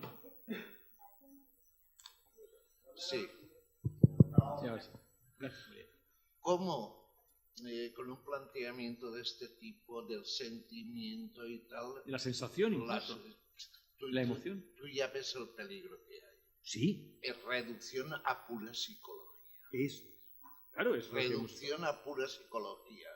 Y como sea reducción a pura psicología, se cae todo el tinglado. Pero tú sabes perfectamente que eso es Ser y Tiempo. Salir al paso de una reducción a la pura psicología. Y ese es seguramente el impulso más noble de Ser y Tiempo. Que ya estaba en Husserl, por eso el libro está dedicado a Husserl y aparece en la revista de Husserl, porque estaban tratando de evitar que eso recayera en un mero psicologismo. Perfecto. Y por eso la insistencia en no querer usar palabras como conciencia que tenían un regusto psicológico. Por eso Dasein, que cuando Heidegger la encuentra en Rilke, dice, ya tengo mi palabra, pero esto lo anota el propio Heidegger. Ya tengo la palabra que estoy buscando. A esta me voy a aferrar, porque así evito ese regusto psicológico. Pero ese regusto psicológico creo que también está a salvo en Wittgenstein. No me cabe la menor duda. Y desde luego, si vamos a autores ya marcadamente religiosos, está completamente a salvo. Rosenzweig, por ejemplo, ¿no?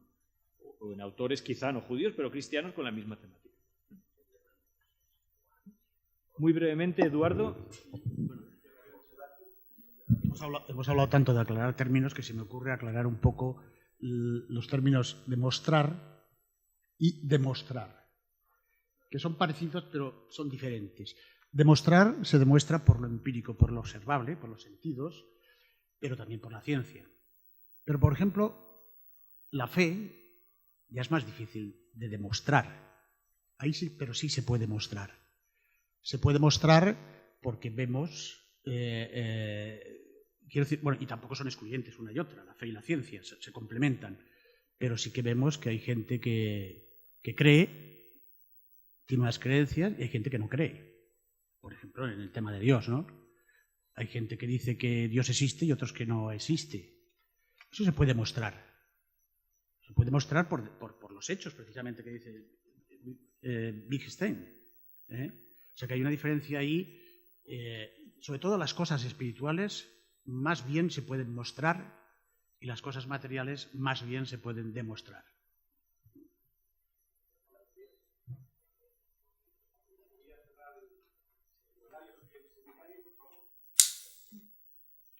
Bueno, yo sí.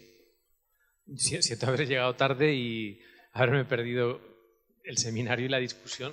Me parecen temas muy interesantes, muy atractivos y que bueno, pues deberían ser retomados posteriormente en futuras sesiones.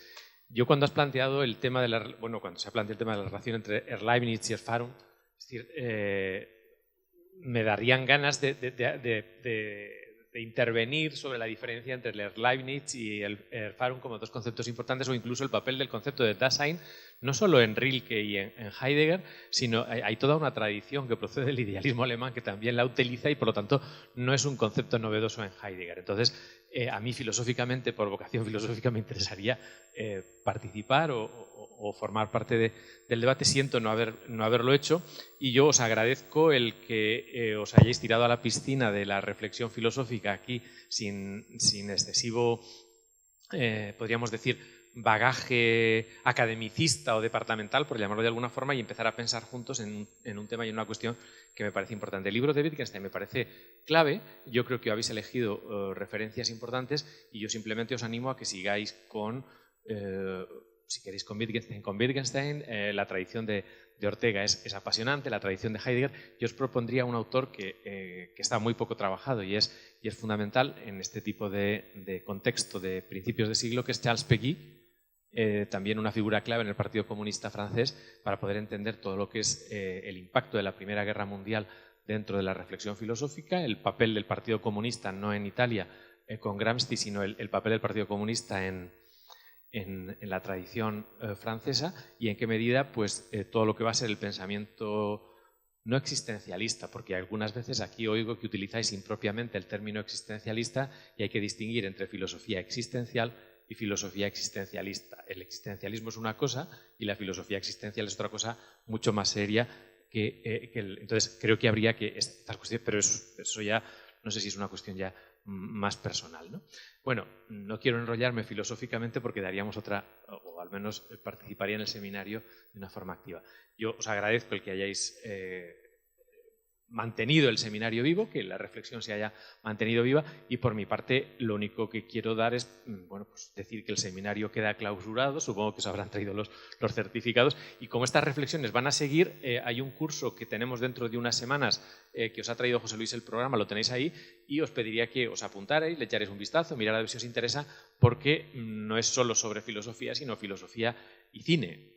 Creo que el tema es lo suficientemente atractivo como para poderlo plantear y que penséis que, bueno, pues que la conversación se tiene que continuar y el diálogo se tiene que seguir manteniendo. Yo le agradezco a Antonio y al Ateneo el que hayan permitido que esto se mantenga. Ya sabéis que burocráticamente las instituciones que formamos parte de la Generalitat pues tenemos que cerrar a determinada hora y no podemos mantener la sede de la UIM abierta y por lo tanto el hecho de que podamos estar hasta las 9 discutiendo o seguir más tiempo, eso es posible gracias al Ateneo que colabora con la UIM, gracias a Antonio que realmente ha puesto toda la carne en el asador para mantener el seminario y gracias a todos los que habéis participado.